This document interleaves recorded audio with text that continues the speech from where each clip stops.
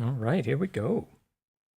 What's up, everybody, and welcome to Taiwan Show. We were here for COMPUTEX this week, and of course, the highlights are, well, one of them is from COMPUTEX. Nvidia wants to power your next Windows laptop with their RTX Spark chip.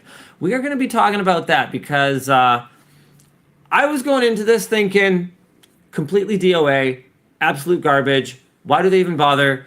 And now I have some more complicated thoughts. And in other news, Proton Mail is letting folks send emails from their Gmail addresses, making it maybe easier than ever to de-Googlify your life. AMD extends AM5 longevity through 2029. And also, the honestly most important news of this entire week with COMPUTEX going on is that after 22 years, you can finally download paint.net from the URL paint.net. I knew you were going to like that. It's great. Someone's rolling the intro. Hopefully. Right? Are they?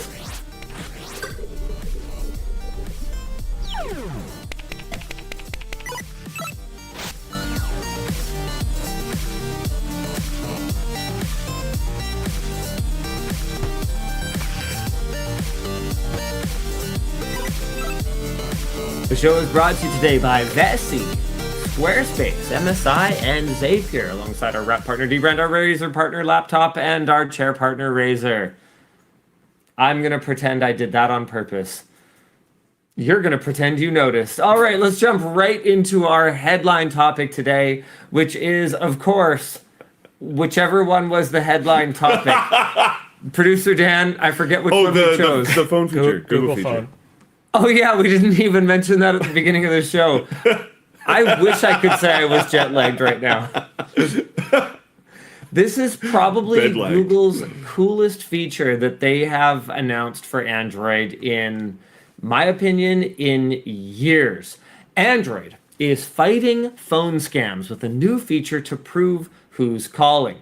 They're rolling out fake call detection, which is aimed at scammers who spoof a contact's number and use AI voice cloning to impersonate them. So we've talked about this extensively on the WAN show. Your mom calls, they sound exactly like your mom, but it's actually a scammer asking you to send emergency money to some Bitcoin wallet or something.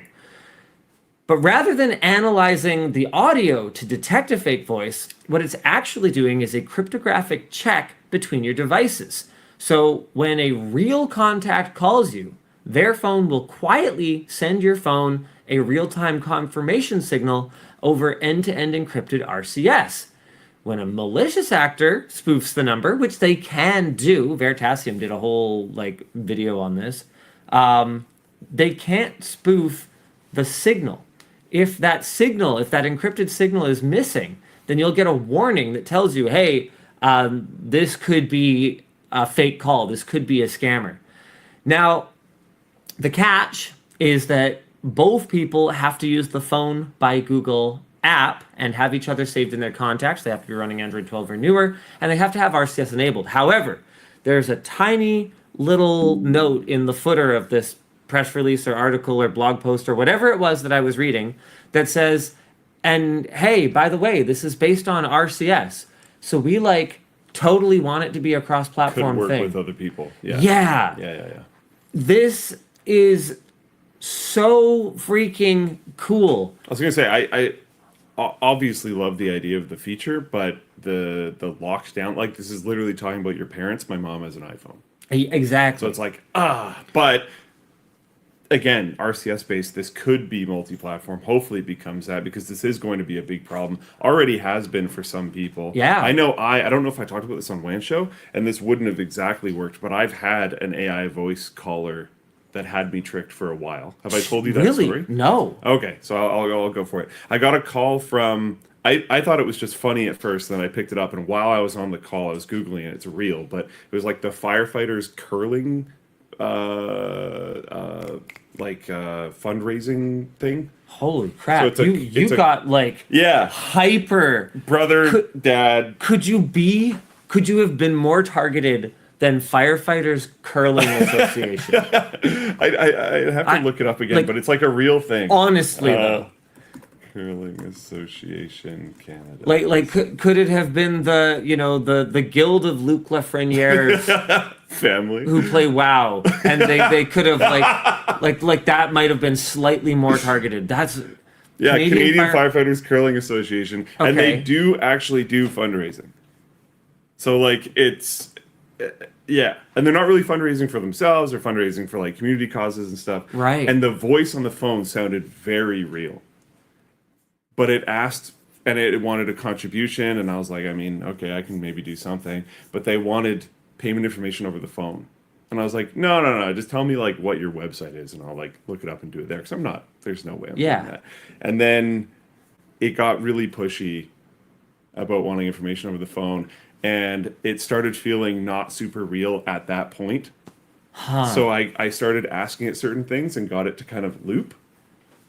And realized that it was not real. It ran out of context. But like the voice genuinely, like fully sounded like a real person. I mean, that's the thing, right? When you're on the phone, there's already, literally robot voice is a thing we use to describe an imperfect connection. Yeah. You know what I mean? So and I don't know that in this context, I don't know this person. So it adds something there as well. Like this feature would not have saved me from this particular problem. But the thing is that happening one time to me made me realize that this is and like I looked it up afterwards, and there's a bunch of people talking about these calls they were getting. So and this is a thing. It could have been honestly as simple as as them setting up a domain that's like firefighters curling association dot or whatever. And if they had just directed you there and it had been believable enough, you might have put payment information in. Maybe. Like I do check out websites like that, but I mean, maybe. If you were putting in $5, I don't know. I could see, man, that's crazy. Cause I'm okay. So even the checking it out, right? Like, what would checking out look like? Yeah, I don't know. Right? I look through source sometimes. I look up I'll look up the domain and see if other people think it's legit. I like to click around inside the website and make sure like all the links actually work. That is honestly, it's surprising how often that's not a thing. Except it's getting so much easier now to just put in a prompt and basically say, just generate this for me. And if anything, I find that typos are more of a solid indicator that someone is a real human now than perfect copy on a website. But I feel like a lot of things are kind of cluing into that as well to make things more natural, throwing in like the occasional typo. I'm just, man. That was another thing that kind of tipped it off. Yeah. Was that the voice was like almost too perfect. I know people are talking about compression and stuff. There was compression, but like there was no ahs, weird pauses or anything. Every line was delivered like perfectly. But at the beginning, that wouldn't have tipped you off because they would probably start with their script. It's a script. But once you're going back and forth and you're talking about payment and there's just no uncertainty and there was like and maybe someone's just hyper dedicated to the script, but there was lines that were like identical. Right. That was where the looping was what really got me. And then I started like basically laughing at them because I was like, there's no way this is real. There's no way you're actually that good. And then it would just like and then loop again. And I was like, yeah, I got you. It was weird. It was weird. And it was also like I think comparatively to your barbecue situation, I got woken up by this call at like 7 a.m. or something. So I was also like cognitively at the beginning of the call when it was the most believable. I was also the least awake, but I still had the like obviously I'm not doing this over the phone thing. Which was a nice like default fallback, which kind of saved me. But like that's crazy, and it's going to get easier and easier and easier for these things to be tailored to individuals over time. And so this feature coming fairly quickly is good. Like another thing that I might typically do to check a website is I might look for the phone number on it and be like, can I call you back at this number? Yeah. But nothing I'm just trying to think like what some of my safeguards would be and how they're either are obsolete today or they're going to be obsolete very soon. Yeah, the number matching thing is pretty good. It's like the general rule, like if your bank or something Yeah. like that ever calls you, just call them back. But Dude. don't just call the number that called you back. My Like bank find their number individually. my bank called me a little while ago from a number that was like not the number on the back of my card. And I was like, okay, I need to call you back. And I did, and it was real. And I was like, can you guys not do that? Yeah, that's insane. Like, What? we just wasted, because I had to sit through the hold queue in order Yeah. to get back to them. Yeah. So basically, I just like wasted half an hour because they're not calling me from the right number. But then You can them spoof calling it. me from the right number doesn't mean anything Yeah, you anymore. can spoof it. Yeah. So like, You generally do just have to call them back no matter what. Unless it's only info. no, I only go to the teller window now. I only want that's it. That's I that's do the only way. know people that do that. Dude, it's funny because that made perfect sense, and then it was completely like crazy. Are you just the least efficient person in the world? What's wrong with you? And now it makes perfect sense again. This is completely unrelated, but we're talking about security stuff, and it made me think of this. But Yeah. someone on the show floor walked up, and they had one of those like what is it, ESP32, those like little tiny boards, and they programmed it. They had two of them dangling off their bag, and they programmed it to spam AirPods are trying to connect to your phone notifications to people's iPhones that were walking by, and he was explaining how it worked to me, and somebody was walking by with an iPhone, and he was like, oh yeah, look, and they weren't we couldn't even see their screen yet, and as they walk past, they're like dismissing the notification, just keeps going back up, and apparently this has been a known thing for iPhones for like a long time, and a bunch of people, including this person, have reported it. And it's just like still an issue. Yeah, someone's like, yup. It's on the Floatplane chat. Oh man, security's fun, but yeah, I know more than one person at this point who is only banking by going in person and talking to a teller, which feels like we've regressed a fair amount. But We'll go back to writing checks. yeah, Horses maybe. and buggies. Yeah, and then you're gonna get like Dogs mating with cats. 3D What's printer going on? systems where people are forging signatures again and stuff. That'd be great. Oh, dude, yeah. I mean, you could make an auto pen Oh yeah, like that these yeah, days. yeah. Just oh. Fun Anyway, times. Cool feature. rollout of the new fake call detection feature is coming this month globally, beginning with Pixel phones and then expanding to Android 12 Plus devices. It is on by default and can be disabled in the Phone by Google app settings, but I got to be honest with you guys, I can't think of any good reason to disable this at this time. You're already using a Google phone. Whatever creepy thing they could do with sending an encrypted RCS to the person you're calling is probably no worse than anything else that they are doing. Google hasn't said whether they have any plans to adopt this, according to Wired. But if you're an iPhone user, I would say that's the kind of thing that you might want to send Apple a friendly little poke and go, hey, do you guys want to maybe support this? Because this legitimately seems like an essential feature as we move into the future. Mm-hmm. All right, you want to pick something essential from the doc? Oh boy, hold on, let me look for a second. He'll find something essential. You can't live without it, folks.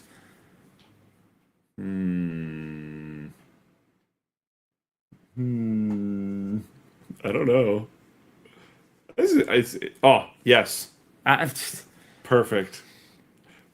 After 22 years, you can finally download Paint.net from the URL paint.net. Developer Rick Brewster has finally secured the Paint.net domain for his free image editor after the previous owners held it hostage for 22 freaking years. 22 years. For some reason, either refusing to sell or demanding absurd amounts of money for a free application to be downloaded. The breakthrough came when they made a fatal mistake in December of 2025. They redesigned the site to look like the official Paint.net download page with fake links and ads. Brewster lawyered up, won on copyright infringement and domain squatting, and the domain is now his. That is so freaking awesome. That's actually amazing. Okay, our discussion topic is, aside from Paint.net being based and free, freaking awesome. If you need a quick edit to an image, it has so many plugins. Head over to Paint.net. It's that easy. That is actually so cool because it's been one of the biggest. He wants pains. to do it. He can't resist. I did it earlier. Even. I did it earlier too. one of the biggest pains about like suggesting it to people ever has just been like, I'm afraid you'll get scammed. Yeah. Yeah, 100%. And okay, but our discussion topic is going to be, what's your other favorite? They should really have the domain. Mine's got to be Steam. The fact that it's Steam powered. Steampowered.com is where you go to download Steam. Well, you know what it is? It's the same situation from my understanding of it.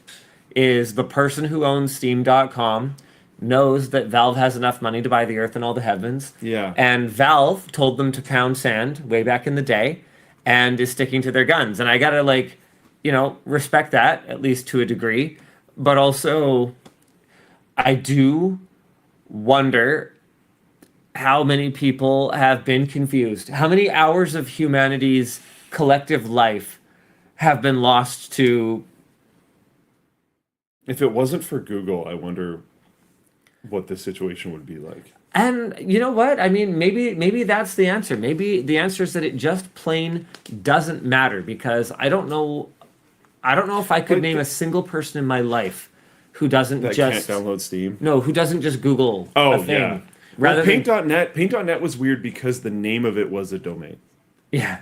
So it was like kind of especially bad. Like if it was Steam.com, if like Steam was actually called Steam.com. I didn't know this one. Sorry, go ahead. No, hold on. We'll get to it in a sec. Yeah, if Steam was actually called Steam.com and then Steam.com didn't go to Steam, that would be really confusing. This is crazy. I've heard of Nissan.com, in loving memory of Uzi Nissan, a loving father, brother, and friend, passed away from COVID-19.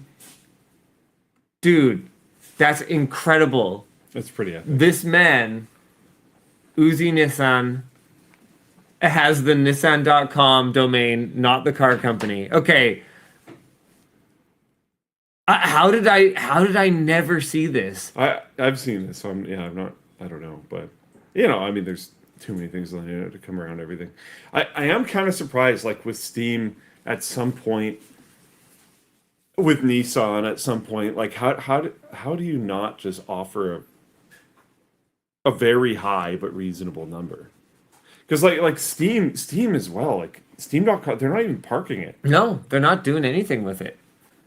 I mean, I'm guessing. So strange. Well, I'm guessing they probably aren't, because they don't want to open themselves up to any kind of legal peril by doing something malicious with it. So that, because Valve, I think, and look, I get it, but what I suspect is that Valve would have no problem spending the money on lawyers to rip it away from them. Right. But they don't want to enrich the domain squatters. So it's the same thing that we always talk about on WAN Show. Anytime that there's like scalping on a new console or a new Steam controller or whatever it happens to be, right? Is like, hey, so the only reason this works is because people give the money to the scalpers, enriching the scalpers, incentivizing them to do this again. That's the only reason any of it works. And at a certain point, I got to just kind of go, look, don't hate the player, hate the stupid people who enriched the player. Yeah. Not stupid. Stupid's a strong word. I don't think they're stupid. I think they are bad parents. They're sending the wrong signals, and they are enabling a behavior that just makes the world sort of worse in general. I feel like I wasn't paying enough attention. Bad parents? They're bad parents. Who are bad parents? The people who buy from scalpers. Okay. All right. Yeah. Gotcha. I thought you were talking about scammers for a second, and I was like, I don't think they mean to. But I get it. No, right, yeah. we're good. So this is another one that I had seen before, but had forgotten about. Whitehouse.com. is an election betting site, because I guess the U.S. government, it's .org, right? So, or .gov, excuse me. .gov. So this is, I can't share my screen, I guess, but Pancras shared in Floatplane chat what Steam.com used to look like, and I remember this. I also remember this domain is not for sale. I just don't understand. Is the former home of Steam Tunnel Operations. Okay. Nice. Sure. Solid. Anyway, congratulations, Paint.net, Rick Brewster. You did it. Congrats. You finally did it. We're genuinely excited for you and for everyone who ever, got confused by the previous situation. Yeah. Absolutely awesome. Let's jump into. Oh, hey, can we watch the thing, Dan? Yeah, we can watch the thing. And then we'll talk about the Nvidia the news. spiel, or do you want to watch it first? Yeah, I'll do the spiel. What if did an affiliate spot for the LTTStore scribedriver pen, and I just thought he did such an amazing, incredible, creative job of it. So he did a spot on TikTok that's called "Here's What Would Happen If a Pen Hit the Earth at the Speed of Light." Now, according to the spot, he really loves the pen. He hasn't told me that personally, not on the internet, so I have no way of knowing that if that is actually true, but he said a lot of things that I also believe about the pen, that it's a really good value, the build quality is great for the price. Technically, according to, the law and stuff, even in an affiliate spot, you're not supposed to say anything that you don't actually believe. So I was really seriously, he glazed it a little. Nice. He was very, very I know a few people that really like the complimentary of the scribedriver pen. Sammy happened to have one on him. Nice. Thanks, Sammy. Here you go. At the speed of light. No, sorry. No, the speed of light would be very bad. And as you're about to find out, do you want to roll the clip, Dan? If that was Here's what would happen if a pen hit Earth at the speed of light. This Sorry, is Sam. LTT's Sammy flinched. scribedriver bolt action pen, made by fellow Canadian YouTuber Linus Tech Tips. It's stainless steel, over-engineered by nerds, and has a satisfying bolt action click.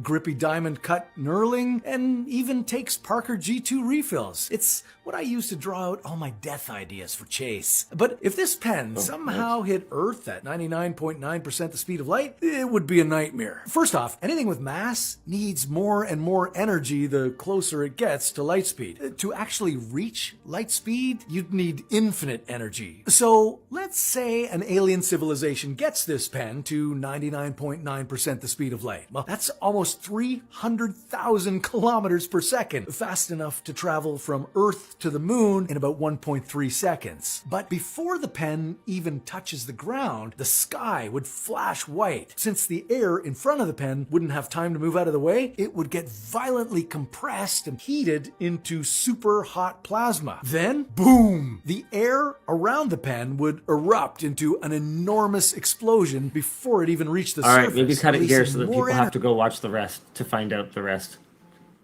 Good plan. Got him. Yeah, got him. Anyway, just thought that was super cool. We've been exploring over the last, I guess it's been months now, doing more and more sort of creator affiliate program type stuff, creator sponsorships. I got a great selfie with a couple of channels that we sponsor. You might like this, Luke. Here, wait. Here at the show? Let me see if I can find it. Yeah. It was that's cool. I don't know if you've heard of them before. Here, let me hold this up for the people on the camera here. So hold on. I disabled your autofocus. You'll have to make it back. That makes sense. Yeah. So this guy's name is Andy. He's from a channel called Zip Tie Tuning and Zip Tie Tech. Yeah. And then this is Samit. He does drift car racing over in Japan. Yeah. And he had this guy with kind of a loud laugh. Yeah, he's kind of like a Lafreniere kind of guy Lafreniere guy kind of in his car once. He took him out drift racing. You might have heard of him. It was a good time. Yeah. So yeah, I don't know. It's pretty cool. It's been enriching.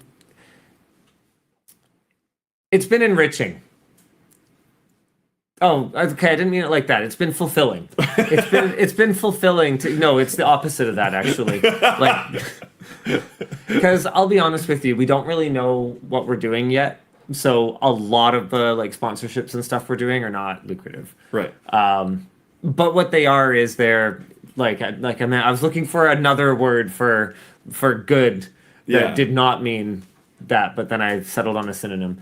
Yeah, so it's been very cool moving from the sponsoree to the sponsorer, and it's something that within reason we do want to continue to do more of. Yeah. All right, what else we got here? $0 enriching. I think potentially $- enriching. Yeah, in some cases. There have been some that have done like really well. I guess yeah. Well, yeah. Like occasional ones You have like tracked links. yeah, I don't want to like name, which of our affiliates are outperforming our other affiliates. That's not the kind of thing that I would want to get into on the WAN show or anything.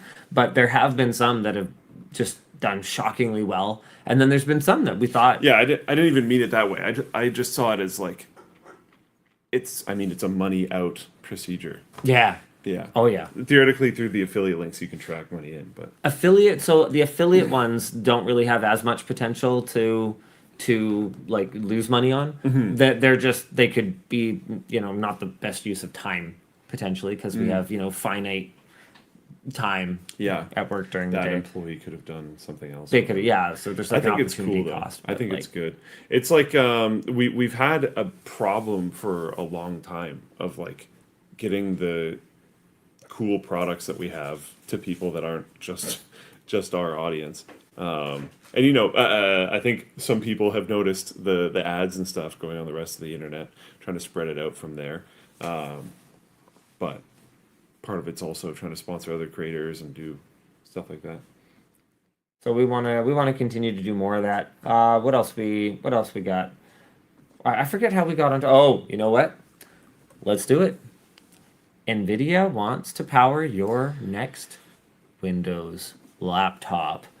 More than a dozen years after Nvidia's Tegra series chips briefly powered a number of Windows RT tablets, Nvidia is getting back in the CPU game with their new RTX Spark SoC. Co-developed with MediaTek, the Spark combines up to 20 cores, up to 6,144 Blackwell GPU cores, and up to 128 gigs of unified LPDDR5X memory in an all-new super chip with up to 1 petaflop of FP4 AI performance for local models. Are we going to call them super chips? I mean, it's cooler branding than APU. It is pretty cool. It sounds cool. If we're going to call that a super chip, I think we have to go like across the board, though. Well, no, I absolutely think you're right. Yeah. I mean, would you argue that Strix Halo is not a super chip? Well, that's what I mean. Like, if we call this a super chip, I think that might be okay. But we also have to call Strix Halo a super chip. I think I'm down. That's fine with me. Strix Halo is a super chip. And it does feel like it's in a different category compared to some other stuff, including in its price band. Its price band is in a different category. Give us a sec. We'll get to that. NVIDIA is promising slim laptops with all-day battery life, as well as compact desktops that are powered by these new chips, and they should be coming this fall from the usual suspects. Partners, excuse me. Recent attempts at Windows on ARM have been a lot more promising than early attempts in the RT days. Microsoft's x86 to ARM translation layer, codenamed Prism, has continued to get better and faster, and many major apps have started shipping ARM native versions. In a call earlier this week, Microsoft EVP Pavan Davuluri told our team that there is active work being done with the developers of Easy Anti-Cheat, BattlEye, and Denuvo, along with Riot Games and Krafton, to bring ARM support to League of Legends, Valorant, and PUBG. Pricing has not been revealed.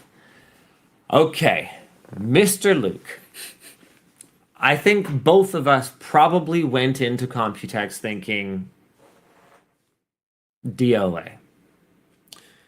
No?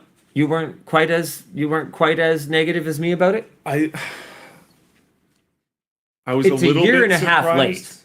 Yes. The but- word on the street is this was supposed to launch at CES 2025, or announce at CES 2025, then COMPUTEX 2025, then maybe CES 26, and now here it is, finally, 18 months later. I think part of the reason why I had potentially higher hopes is just because of what actually Qualcomm has been doing. I think a lot of the road was paved by other people here. Microsoft working on their translation layers, Qualcomm working on a huge range of different things. This feels like what we've been talking about with AI for a while now, where I think some of the companies that do the best are going to be companies that aren't just blowing billions of dollars right now. Right. And just kind of wait for other people to figure it out, especially because so many models are going open source anyways, and then just jumping in later. This feels like that situation where like they appled kind of. They waited for Qualcomm and Microsoft and I'm sure a lot of other partners to do a lot of the initial work, and then just went, and there's a cool chip. And they also Nvidia'd, waiting for there to be a lucrative enough business case to do a ton of the work. In this case, it was for the data center, right? Yeah. Like this is obviously a cut down version, but it's using a very similar architecture to their Grace Blackwell super chips that are for AI. Those ones have way more cores. I think it's like 72 CPU cores, and then the GPU that's bolted to it is obviously not on the same scale whatsoever. And clock speeds are way higher on the hey, I got hands-on with a Grace Blackwell yesterday. Oh. It's thick. The cooler is thick. Like, damn, girl. 1,400 watts per... Did it fit in the socket? Per super chip. With a little bit of coaxing, a little bit of assistance. Anyway, God, I'm too tired for this. so my reasons for coming in thinking DOA were actually less to do with that that I thought Windows on ARM was a total dead end, and it was more to do with just how late this thing was. I was worried that power consumption wouldn't make any sense for a laptop, for a device that Carmack was complaining a year ago, like throttled in a mini desktop and kind of sucked. That Wendell has talked about how the performance for local AI is not that amazing. I was concerned that Nvidia would run into challenges when it comes to Windows on ARM. Yeah. It hasn't been perfect. And I mean, the answer for me, whether you want to talk about Windows on ARM or whether you want to talk about Linux or Mac or any other platform, is always would you use that? And I go, yes, asterisk. But boy, Or that asterisk. if or whatever. Boy, do I ever love the convenience, though, of being able to just run my games on Windows when I want to, and assume that whatever game I want to run is going to run. And I said there's been all that work from Microsoft and Qualcomm and other players as well, but I still don't think it's at parity. That's an area where Nvidia seems to be, according to their version of the story, doing the work. Because who in the gaming space has more developer relationships than Nvidia? Actually, though. Yeah, I don't think anybody. They work with almost quite literally everybody. Yeah. And basically, because I was we got through the presentation. They're talking about local agentic AI, and they're talking about the efficiency of ARM cores and blah blah blah blah blah blah blah. And I'm like, yes. Finally they bring up the slide and they're like, and of course it games. And I'm like, okay, all right, okay, but does it? And they're like, like, here's all, because there's even more than what we had written in our notes here in terms of who they're working with on the DRM side and on the anti-cheat side. And they're like, yeah, this is a huge part of why this has taken so long. I wouldn't be surprised, and I'm sure they do have stronger relationships with some of these companies and more long-lasting ones. But Qualcomm was already doing a lot of that, to be clear. I'm not trying to Qualcomm glaze on the show. It's just like I don't think anyone would think you are. Yeah, okay. It's like these things were already being worked on. Some people tried to name some other stuff Valve, but Valve's making some hardware, I guess, but I don't think it's really equivalent to this situation. We're talking about like chip makers. Yeah, it's interesting. At least it's interesting. I don't know how the market feels about it because, it's kind of nuts how in the last 5 days they're down 5%. In the last 1 day they're down 6.2%. But apparently, if you go back to the last month, they're still doing great. Yeah, Luke's looking at the stock. I mean, look, the stocks are just gambling now, Luke. 6 months, they're up 12.5%. Like, here, nothing matters. If you want to see a fun one, check ARM. So I attended the announcement. I was sponsored attending the announcement of their like AGI series CPUs. And that was, I think it was more than a month ago. Go to the 6 month view. Okay. And I just Jeez. I couldn't make any sense of it because immediately afterward, like immediate, it went down. And I was like, well, I don't really get that because what I just saw on that stage actually like sounded pretty good to me. Not good like I want one. I need an ARM AGI series CPU in my gaming desktop or whatever. That wasn't the point. Yeah. But good like, oh yeah, AI people would probably love the crap out of that, and they're gonna like sell a buttload of these kind of good, and it like dipped, and then it went like, pshonk. Yeah. And I just don't really. So what we're seeing is on a 6 month view, the stock is up 143%. On a 1 month view, still super healthy, 64%. But when you start getting to your 5 days, it's down 12%. Yeah, and so that's to do with the market, the poly market, you might call it. Like I don't know how to deal with this. Like everything is basically just vibes now. Yeah, and it's hard to. Or maybe always was. And to be clear, this isn't a stock trading show. We know nothing. Not financial advice. But with it being such a gambling market, it is the unpredictable nature of it makes it actually really important to a lot of people because people's retirement funds are invested in it, all that kind of stuff. There's all this stuff coming with SpaceX and how it might be like defaulted into some of the. Okay, so they fixed that. Did they? The S&P 500 basically was like, no. Okay. You have to wait a year. Okay. That was legitimately pretty scary. Yeah. When it looked like they were just going to go straight into the S&P 500 index fund. That was crazy. That sounded rough. But yeah, we're looking at, again, this is the wrong place to really learn about this stuff, but we're looking at a bit of a bloodbath kind of since COMPUTEX. Which is interesting. I don't know if it's actually related to COMPUTEX. Probably not, I feel like. Very hard to say. I had a really interesting conversation with Dr. Cuttress the other night. We finally caught up. Man, I haven't talked to that guy in forever. Actually ran into like a fair number of like the old gang. I ran into Jay at the Asus ROG booth. Oh yeah. I ran into Bitwit, Kyle. Yeah. I was on his live stream. Yeah, he's doing live streams now. Dude, that's like his thing. I mean, it's cool. The guy, I've told him before to his face, I think he has the best comedic timing in all of tech YouTube. Fantastic. I think he is like the funniest person in tech on YouTube.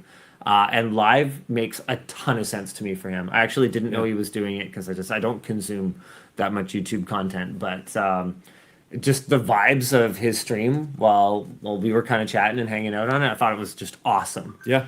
Yeah, ran into him, obviously, ran into Alex and Andy, and yeah, it was great. Anyway, so yeah, ran into Dr. Cuttress, and I was kind of trying to wrap my brain around this COMPUTEX, because on the one hand, there wasn't much. No. There was Nvidia's, RTX Spark, Nvidia's new Vera Rubin, like data center tier announcement. There was Wildcat Lake, but then Wildcat Lake was actually launched like a couple months ago, and it's just that we're seeing Western available OEM design wins now. So we're seeing it in laptops, but the actual chip was a known quantity coming into this, and then what?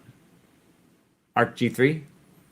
Noctua has their thermosiphon working. What are we even talking about? I thought here? the wooting thing was cool. Did you see that? Oh, the like tilty keycap thing. The replaceable dials.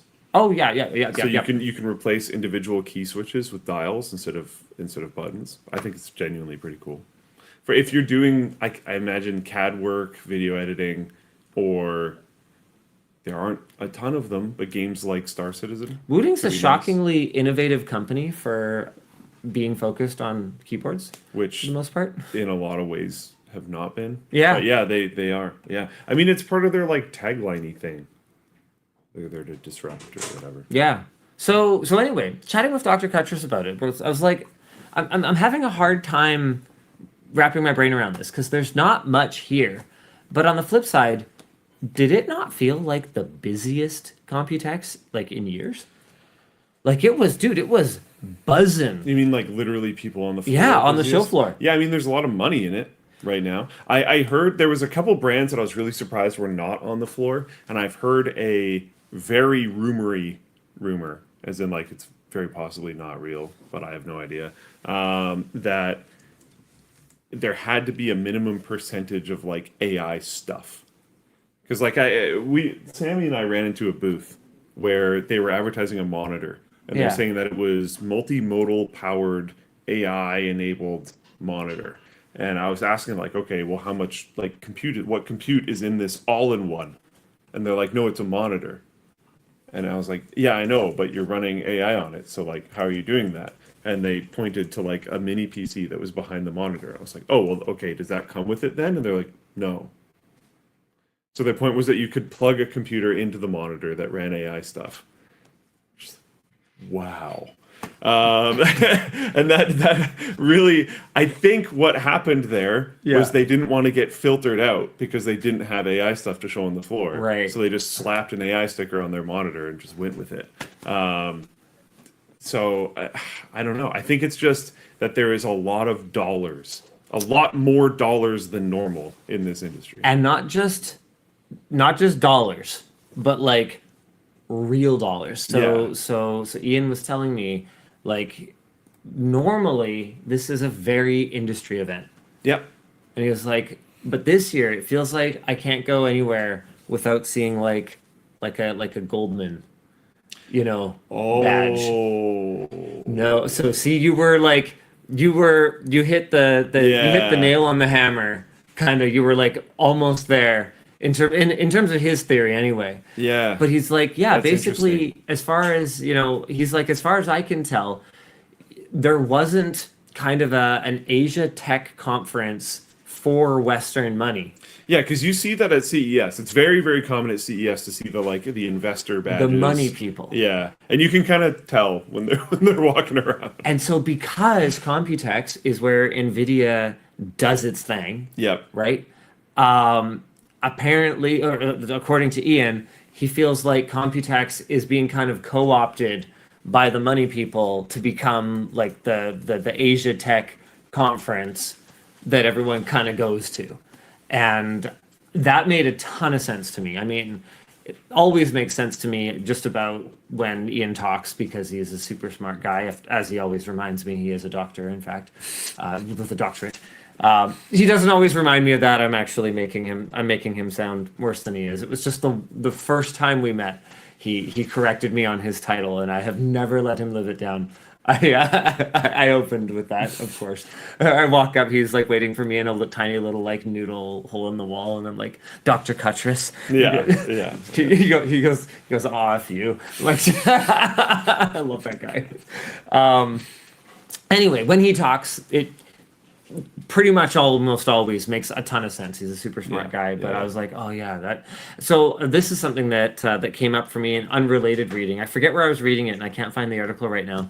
But apparently, I think it might have been my brother-in-law talking to me about it. 9 out of every $10 from PE and VC right now is apparently going into AI.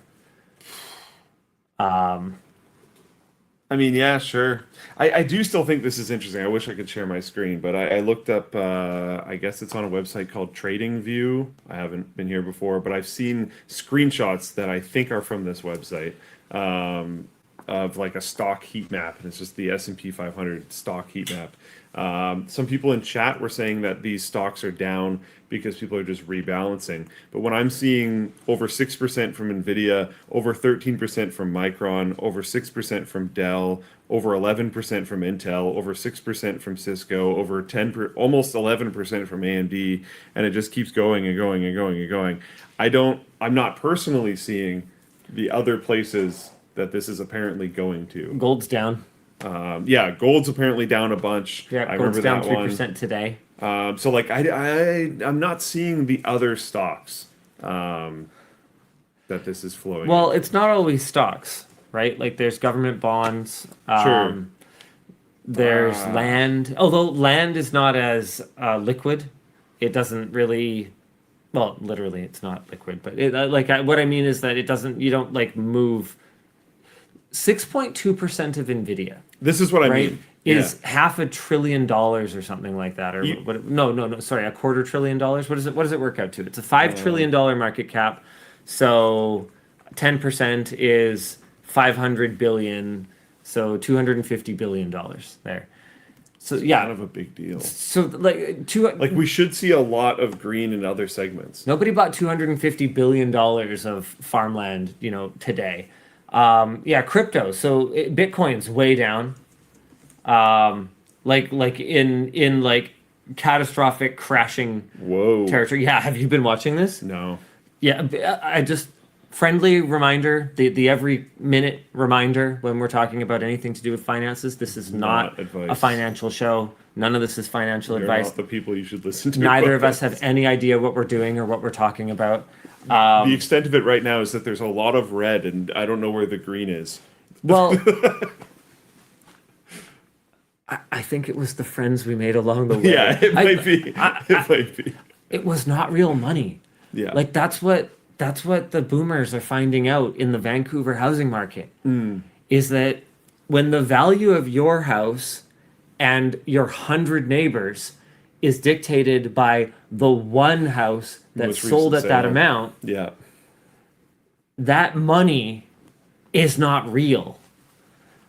And so, it can go up, it can go down.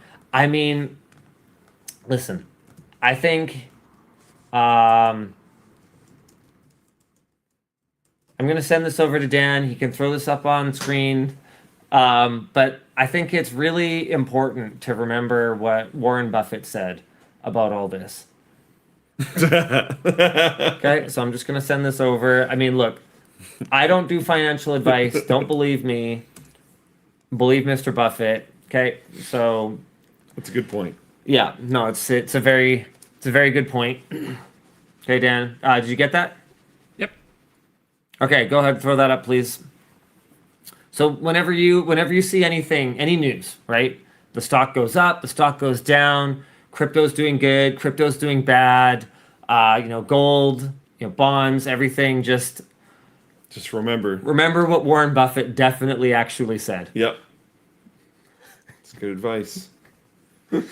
Yeah, and it's interesting too, like some of the only stocks that I'm seeing going up are credit cards. I'm scrolling through here trying to see like what just happened, and it's not by a lot. It's not by a lot, but they are. Scrappy DP says he said wasted away in Margaritaville. You're thinking of his lesser known cousin, Mr. Jimmy Buffett. Yeah. I know you knew that. I know you knew that, Scrappy. Oh, dude. And the really scary part is I'm not really like a math guy. So this was not super intuitive to me, but 5% down is a lot more than 5% up. Yeah. And so like you could like if you're worth $100, you have to go up 5% a lot of times to reach like, you know, $1,000 of value. But then you only have to go down 5%, like fewer times to wipe out more of it because it like moves faster on the way down because math.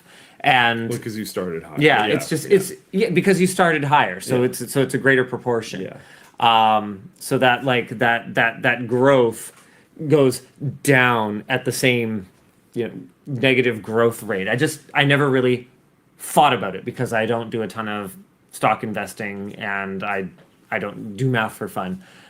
But when I kind of clued into that, however long ago it was, I was like, oh, right. So that's why when a stock goes down 1%, people, you know, freak out and panic sell everything. It's over, you know. Those are just like scale of things ends up getting ridiculous. Like Nvidia being down 6.2 is so just insane. It's just such a colossal amount of money. It's like that stat. I don't know if I'm gonna be able to find it right now, but I think we've talked about it on WAN show before, where when the GDP goes down a certain percentage, you see like deaths increase. Yeah. Like it's Yeah. this stuff gets pretty heavy pretty fast. Hold on. Someone wanted an update on GameStop. Basically, for tax reasons, Yvonne sold it at some point, if I recall correctly. I think you guys held it for a super long time, but I Yeah. also think that was a bit ago. Yeah. Yeah. So right now, I think Yvonne has us a little bit in some index fund, but like not much. And I have my framework personal investment, and then I have my Eshtec, so HexOS, that NAS software personal investment. But neither of those are public. A little bit of precious metal, I think. and no crypto. I have no crypto right now. This is not financial advice. This is not a financial show, but you guys might as well, you know where my vested interests lie. And I have, I mean, realistically, the bulk of my net worth is in Vancouver real estate, which you guys already know from just knowing that we own our office building. And like, you know, I made the video where I talked about Smash Champs, the badminton club / LAN center. So for what it's worth, if this helps at all, I've gotten hit harder over the last year than the poor Nvidia investors who lost 6.2% today. But it's also a different thing though, because these are buildings that we're operating companies out of. So it's a very different sort of calculus. I'm skipping through it. I've gone through like the Chinese index, and the American index, NASDAQ, the Chinese index, the Canadian index, and so far the Canadian index is doing the least bad, which is cool. But However, everything is doing bad. Yvonne, last night, you know, Pillow Talk was like, oh, my trade just went through. So what that tells me is that the Canadian dollar fell against the USD because what she does is she sets up like staged trades so that rather than, you know, hitting it all at once, it'll kind of trade on the way up. And she's usually trying to catch a high on the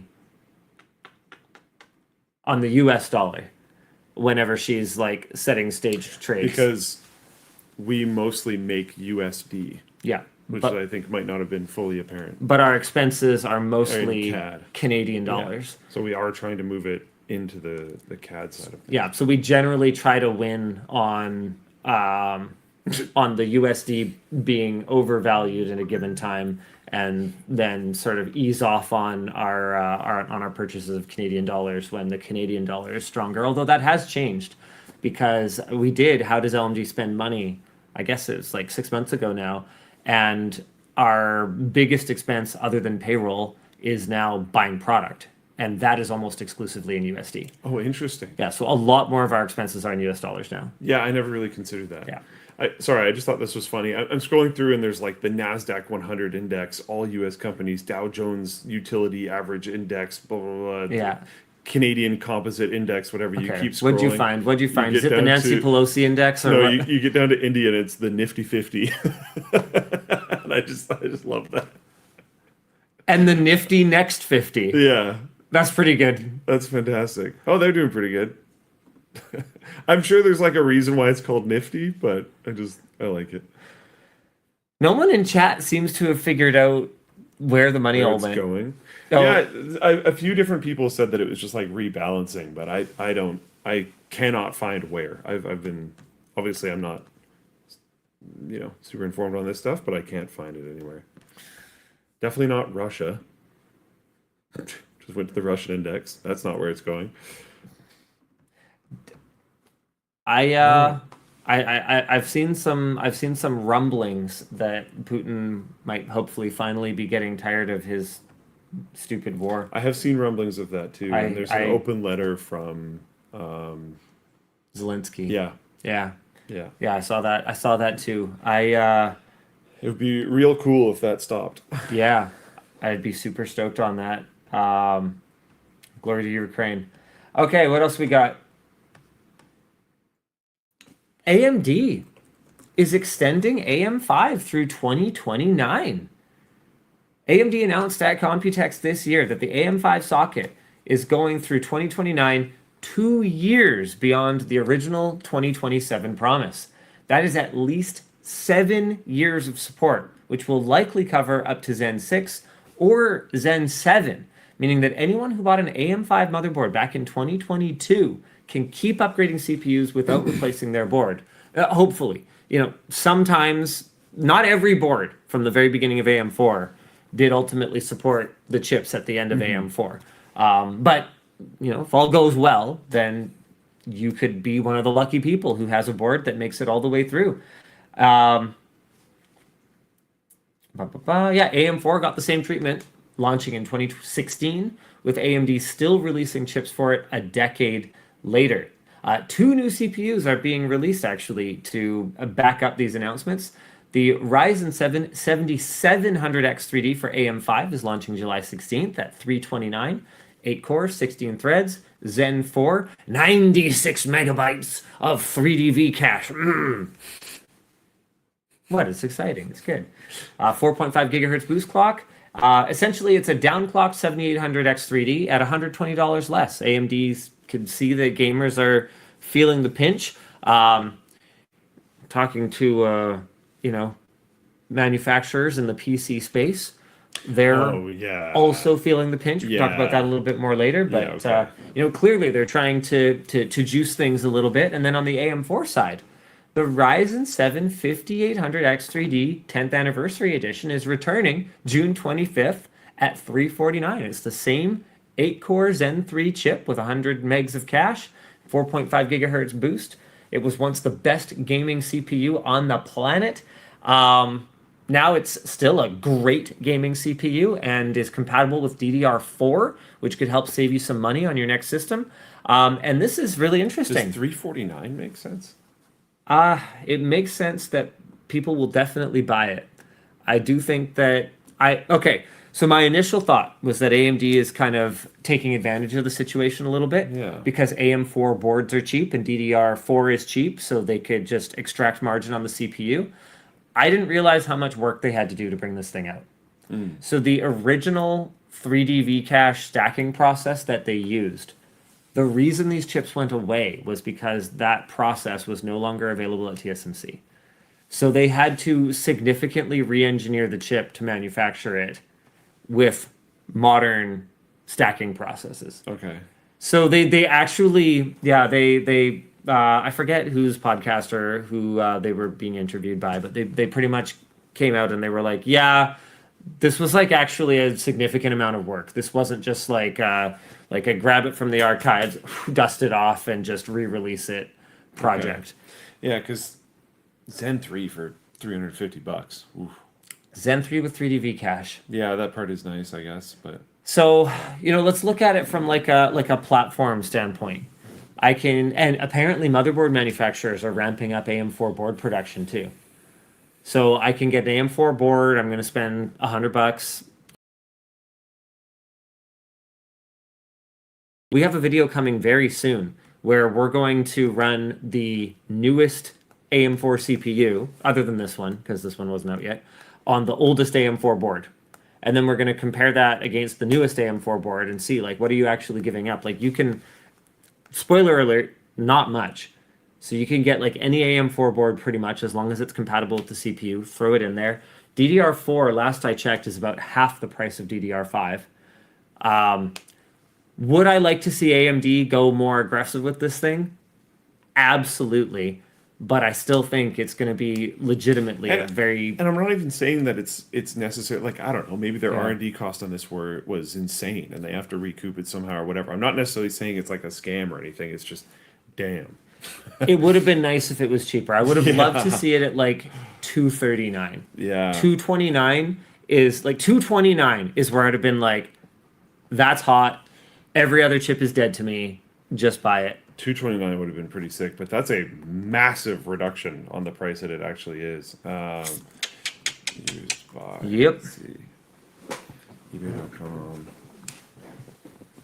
I don't want used dollars. Yeah, if you're comparing to what these things were going for on the secondhand market, it was like well over 500. No, over that's 600. what I was finding. Yeah. Which is surprising. There's some people in chat saying that they got it like, over a year ago for like 200, 250. Yeah. But before it converted it to new Taiwanese dollars because of where we are, it was saying, I think it was 570. Sorry, 470, and that's a used one.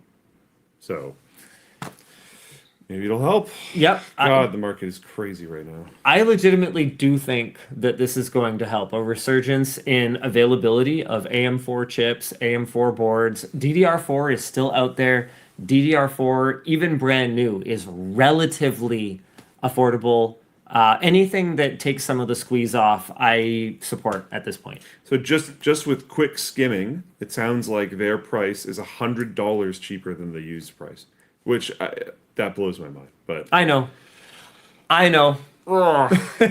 thanks, I guess. Cool. Yeah. Yeah. Yeah. Sounds like it'll be really helpful. It just, jeez. No wonder people aren't building computers. Should we talk about that? Because I also talked to manufacturers that were like, yikes. Yeah, so I'm not going to name any names. I'm not Yeah. trying to call out anyone's specific business. Yeah. But I talked to one manufacturer that said that their sales, and they make like an accessory product. This is Like- 100%, yeah. Like basically something that isn't a CPU or GPU, but is something that you can't really build a computer without. Okay. And they said that they were down about Also not RAM. 30%. Yikes.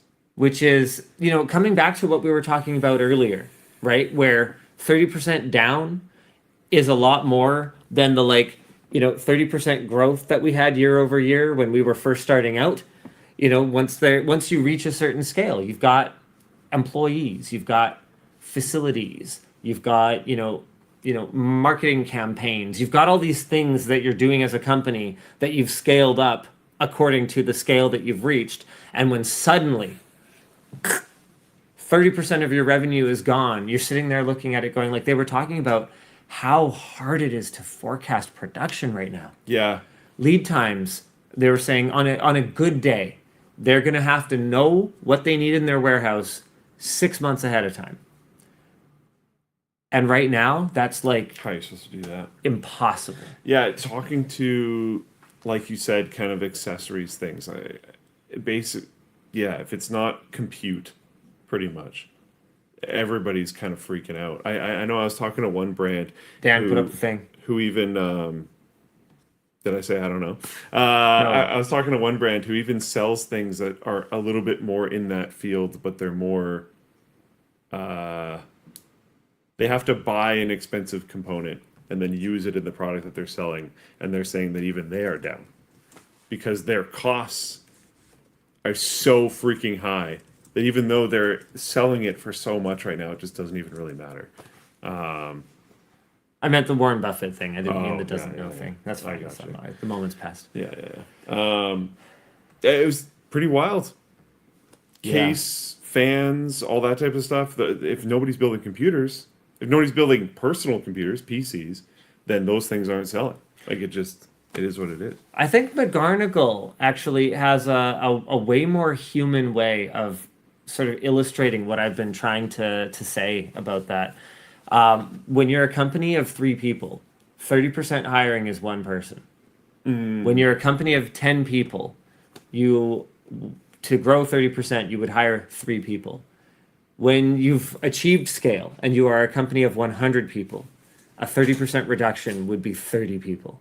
Like that's what we're talking about here. Which even if you think about the impact, not even on that company or on those individuals, but you think about the impact on the job market. If you have 30 people in one field suddenly on the market in one geographical area, the industry might literally not even be able to like bear that.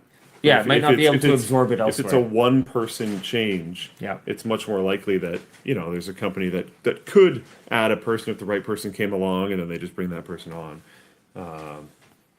Yeah, it's a scary time right now, and honestly, I had very similar conversations with at least one creator as well, where it's just like the interest right now in building computers is pretty. Oh, dude, it's bad. It's pretty. Tough. There was a dinner I had with a few, and everyone was talking about it. It's pretty rough right now. Well, I said one because I have named many creators that I've talked to at the show. And so I just didn't want to. Yeah. It's everyone. Yeah. I might as well. All right, we're just gonna. I don't know. We're just gonna be transparent about it. Potato in Floatplane chat said 30%, and this is I think a good way of illustrating it because I don't think we've used actual numbers. 30% up on 1,000 is $300. But after you do that change, now 30% down on that new number, so 30% down on 1,300 is now $390. Yeah. So it's because you already went up. Is where it starts to get weird. So like and it's like so the way that someone explained it to me, thank you, is that if every other day you like go up 10% and then every other day you're down 10%, eventually you have no money. Which is like what? Yeah. If it was all relative to the starting number, then you'd be fine. Then you're fine. But it's not. Hey, speaking of companies that are scaling like crazy and doing great, let's talk about Nvidia unveiling their Vera Rubin platform meant to power the future of AI. According to Nvidia, it will offer 3.3 times the performance of comparable Blackwell Ultra hardware and deliver a 4x reduction in the number of GPUs needed to train MOE models. We don't have detailed specs for everything, but we do have some speeds and feeds that we can highlight. The Vera CPU goes from 72 cores on Grace to 88 NVIDIA custom Olympus cores this time. These have full ARM v9.2 compatibility with ultra-fast NVLink C2C connectivity, and this is one of the reasons, actually, that I forgot to talk about earlier, that I'm a little more bullish on NVIDIA's laptops. Because a lot of folks were like, Grace CPU cores, they're lame. It's a MediaTek, CPU that just uses bone stock ARM cores. But clearly, NVIDIA is not making an investment on the time scale of a couple of months or even a couple of years. They're going to have a roadmap. If you don't get into silicon going, well, let's try one and see how it goes. Yeah. You get into silicon with how many generations of Zen did Jim Keller say that he had pretty much left AMD with when he departed? It was another 3 or something. I thought it was 3 or 4. Yeah, it was a lot. Yeah. You and then again back to that ARM announcement, they got up on stage and they were like, "This is the worst ARM CPU we will ever make. The roadmap is great. Obviously buy these ones, but this is." Every one that we make in the future is better. We talked about that with Pat and Intel all the time.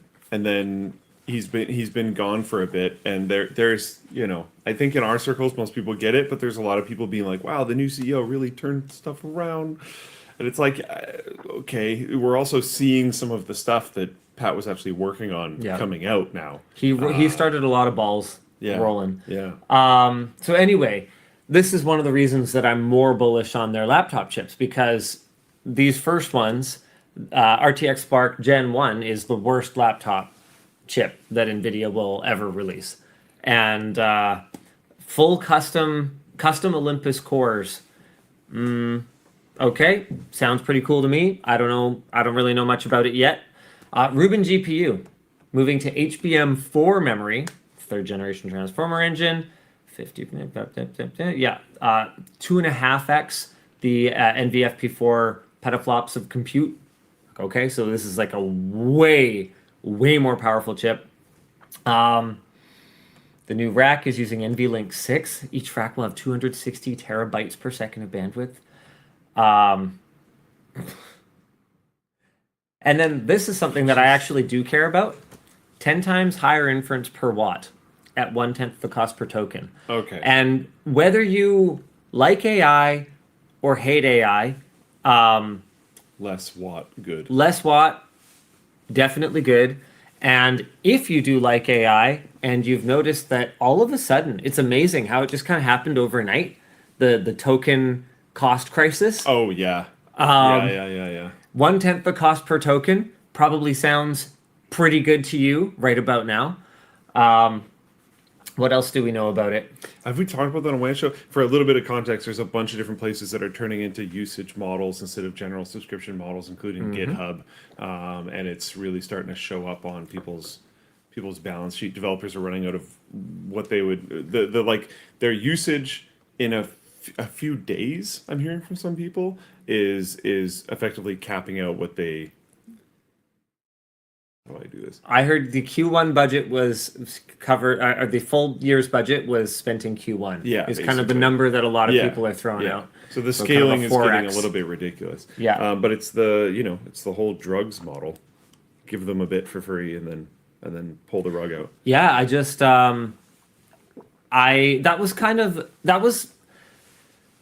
this reinforces actually what I was saying in that video I did recently, where I was like, the worst may be over, or whatever I said.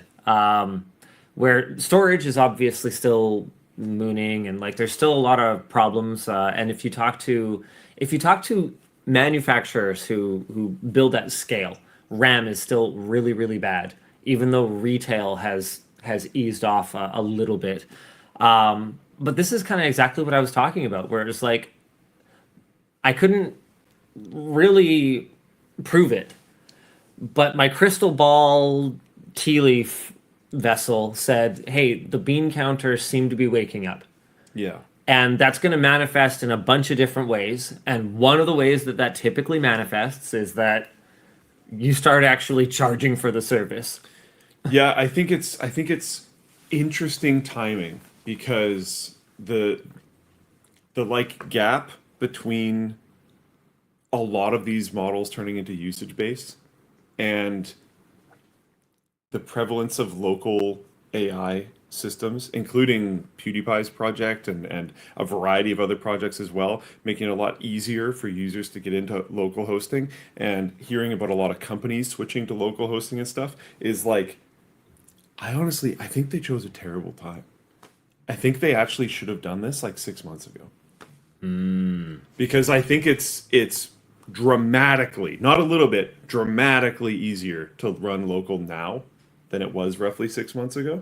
So now if you're looking at your bills on these usage models and you're like, oh my God, this is going to hemorrhage us, a very legitimate solution is to switch to local models. The last metered bill they might ever send you might be for the guide that you ask your cloud AI for to learn how to run local AI and local agents. And that's pretty funny.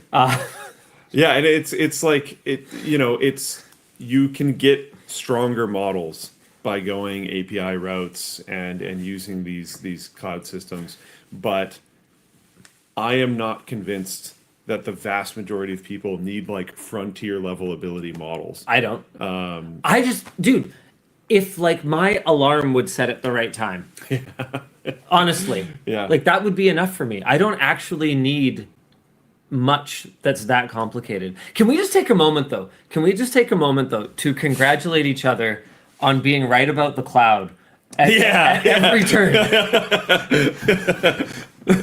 The latency was always going to suck. Yeah. Not owning your own data was always going to suck. Paying for things forever instead of paying for them once was always going to suck. Yep. And you know what's funny? I feel sorry. I'm totally going off topic. There was significant backlash on our video on RTX Spark, where I said I think a lot of people didn't watch it. But one of the things that I said in it was that this is a bit of a, this could be the thing that makes me excited, that makes me really want to get into it. And I saw a lot of sentiment around big AI got to Linus, blah, blah, blah, you'll own nothing, you'll be happy. I'm like, bro, that's exactly the opposite of what it is. Local AI, whether you being able to run a large model on something like a Strix Halo, on something like a Mac, right? On something like one of these laptops is huge. And one of the things that's been kind of unexciting about it to me up until now has been that it's just it's inconvenient. That's what the cloud is. The cloud is convenient. It's always there. Yeah. But being able to have, my personal Jarvis running on, my desktop and running on my laptop, or running on my server at home, and then I access it through my own private cloud, or whatever I ultimately, or you talk to it on Discord. Yeah, whatever I ultimately architect for myself. What's exciting to me about it now is that I'm not telling my innermost secrets to Sam Altman. I don't want to. And it's been as much as the Chat GPT WAN show, where we've tried it live, as much as that was one of the most exciting moments that I can remember in tech, right? My temptation to actually use it has been super low because I don't enjoy that. And we've seen this movie before. The pay-per-use model was always coming, and I didn't want to get hooked on it. Yeah, and there are applications and people and companies and whatnot where it will make sense to keep doing with those. And as apparently Theo is pointing out, the efficiency is increasing with those. And I mean, we're literally talking. The core of this topic is talking about how Vera Rubin is going to be significantly more efficient, which should theoretically bring costs down. But all of that, to me, as someone who enjoys the hardware side of things, doesn't even really matter. And that if I can run really powerful models at home, that's cool. I want to do that. And besides, adding to Luke's point, everything that is in the data center today will be in your computer at some point. And theoretically, frontier models will keep progressing. But a lot of there are really, but it might also turn into a mixed model situation where if you look at, again, Odysseus PewDiePie's project, you can decide to run local models, or you can plug in an API. And you might run into a situation where you have some pay by usage plan, but you just don't use it for everything. And if you need something that's much more complicated that you could really use the power of a frontier model for, or the speed potentially, if you need it out really quick, you could switch to that API, do the work, and then switch back for your lower level tasks. But the trickle down viability there as well. The trickle down will come. I mean, if you're the kind of person who has the discipline to buy a PlayStation 4 the day the PlayStation 5 launches, you know what I mean? Yeah. If you don't mind playing yesterday's game today, and that might not be viable for you, and that's okay. And that's okay too. But if you are, which I think I am, I think I'm happy playing yesterday's model today. If I can do it on my local hardware, then I find this really exciting. Oh yeah. Yeah, I think it's really exciting. I think I would end up doing mixed. There's things that I could use, even just on like an experiment standpoint. Being able to every once in a while slam a question at like the best possible model out there is really interesting. But if I can, for a lot of the like, what do you think the sentiment analysis of this message is? I don't know. I've been able to do that since GPT-3 just fine. Like, it's okay. Okay, so, but what will it cost? According to an estimate from Morgan Stanley Research, as reported by PC Gamer, one NVL72 rack, so that's one of the full racks of Vera Rubin, will cost hyperscalers an estimated $7,800,000. Very nice. With about 2 million of that going to memory. That is crazy. That puts each Rubin GPU at about $55,000. So there's a kind of comparison table of the bill of materials for GB300, which was already an enormous price increase over the previous gen. And GPUs are going from like 2.5 mil to 3.9 mil. Memory is going from around 400,000 to 2 million. And then there's CPUs are steady. Networking, other networking chips are going up. Dude, networking's getting crazy. The GB300 1U that I was checking out had water-cooled networking in it because, of course, it did. Sure. I was at a booth for a brand that highly specializes in cooling in particular, and they were talking about their network and memory cooling, which I thought was kind of interesting. I haven't heard people really talk about memory cooling in a while, but yeah, buddy. They had like cold plates that went directly to your modules. Oh yeah. It's like, okay, all right, yeah. There we go. All right, we should probably get the sponsor spots out of the way because we don't have a ton of time left in the show. So the show is brought to you by Vessi. Dan, are you ready? Is this working? Oh, he's so ready. Does the sight and feeling of a wet sock make you nervous, anxious, or altogether displeased? Well, you already know that our sponsor Vessi has your back. Or, well, your feet. Vessi, for years now, has been the go-to rainy day shoe, thanks to their claim that their shoes are 100% waterproof. That includes their weekend sneaker, which isn't just great for a rainy fall day, but perfect for a day at the beach or a walk in the woods.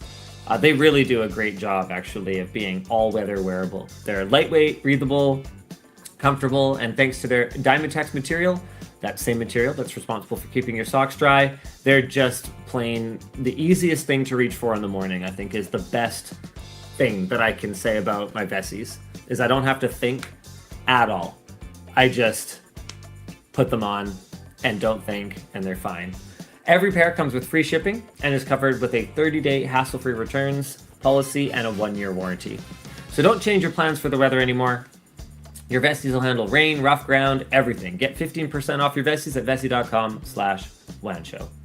The show is also brought to you by Squarespace. While it's still a great place to show off videos of dancing animated hamsters, the internet and websites have come a long way since those early days. And our sponsor Squarespace knows that a website is an essential part of running any type of business now. They make it easy to build a website, whether you want to pick from one of many different templates or create something more custom with their design AI tool.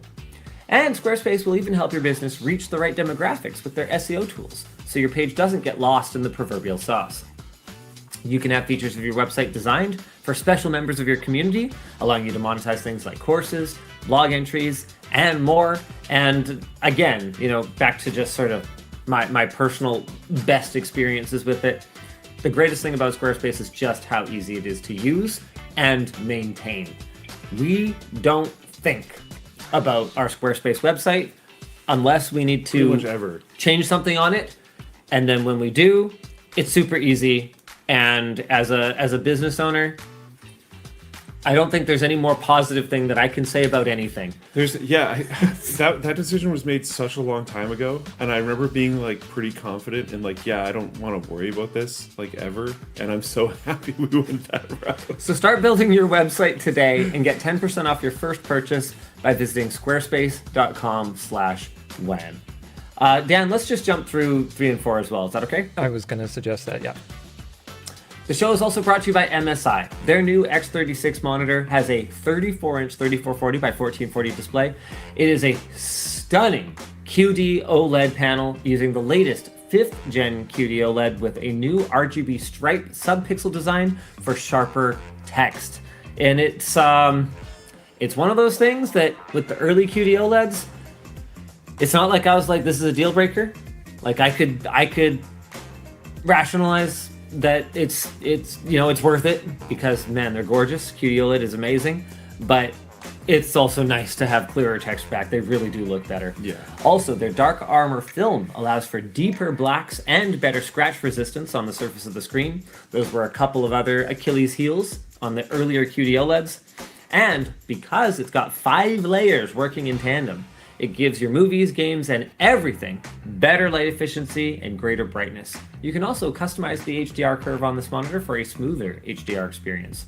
Each monitor comes with a 3-year warranty for burn-in, as well as MSI's OLED Care 3.0, which helps reduce the chances of images getting stuck. So grab your MPG 341 CQR QD OLED X36 monitor using our link down below. Finally, Zapier is a no-code automation platform that connects the different web apps that you or your business may use and allows them to talk to each other and automate repetitive tasks. With Zapier's orchestration platform, you can step away from the minutiae of your job and focus on things that are more deserving of your energy. So you can have it connect the tools you use to any of the major AI models. So you can use ChatGPT or Claude to create things like customer chatbots or autonomous agents, and you can have it work alongside thousands of apps to automate the more menial aspects of your job, like Dropbox, Office, Twitch, Airtable, Teams, and more. Whether you're more tech savvy or if you have limited experience with AI workflows, Zapier is meant to be easy to learn. Teams around the world have already used Zapier to automate over 300 million tasks. If there's something you want automated, like building a plan while you're out of office, there's a good chance that Zapier has a template already available. So go to zapier.com/WAN to join millions of businesses transforming how they work with Zapier and AI today. All right. Oh. I'm getting the look. Floatplane announcement. Oh, that makes sense. Here. Sammy, do your announcement. What? Yeah, Sammy, why don't you do the announcement? You always make us do the announcement. What if we're lazy? Yeah, it's a team sport. Yeah, do it. I know. The audio quality would be terrible if he yells it from there. That's not worth it. Man, I'm disappointed he's not sleeping this time. I hadn't actually looked back at him yet. Anyway, COMPUTEX 2026 has wrapped, and Luke and I were there. Thanks, Sammy. Good talking points. But what did we do? Well, I had my entire Tuesday recorded, starting with morning soup dumplings. I guess Dan, do you want to throw a little bit of it up and skim around in it? I can't do that. I went to do it and realized that I can't screen share. Or can I? Does this support screen share? It does, yes. Holy technically it does, yeah. bananas. Okay. I don't know if we've Check used your it. screen first. For it. Okay, we're gonna do it. We're gonna try it. Let me see if it works. It's gonna be crazy. No, we're gonna do it. It might come up as a Screw it. We're gonna do it live. Okay. Okay, here it goes. Ready? Yeah. Boom. Oh, it's a separate. Did it work? It's a separate thing. Give me 1 sec. Amazing. I can work with this.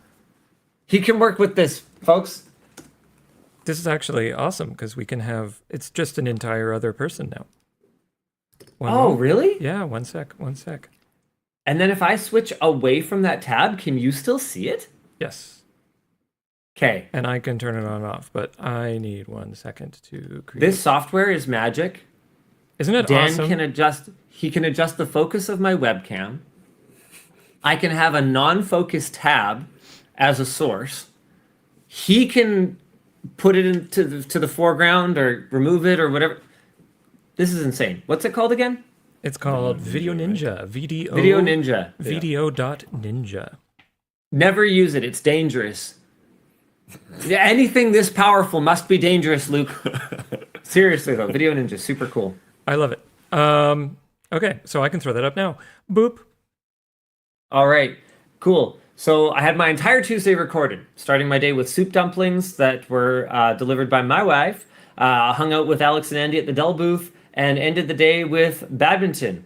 So you guys can accompany me for an entire day of COMPUTEX and kind of see what the whole thing looks like as we go through and do booth coverage and see new friends and old friends and non-friends and like this guy I don't know.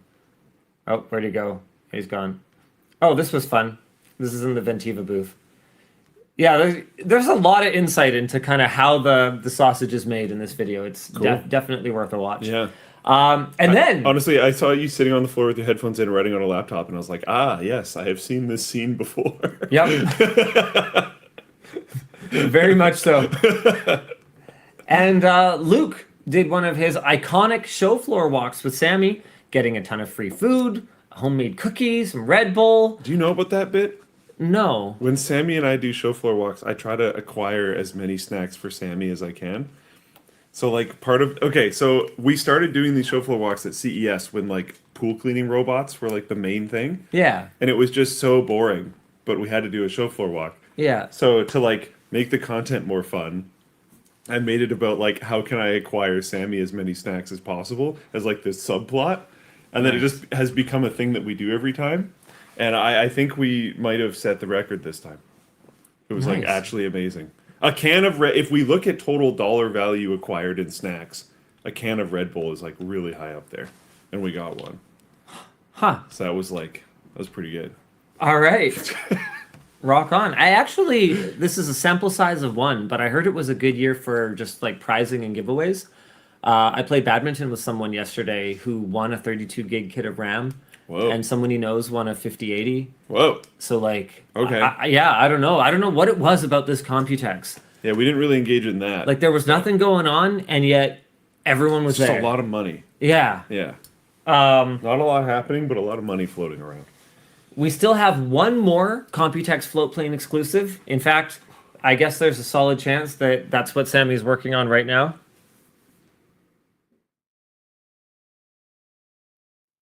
Nice.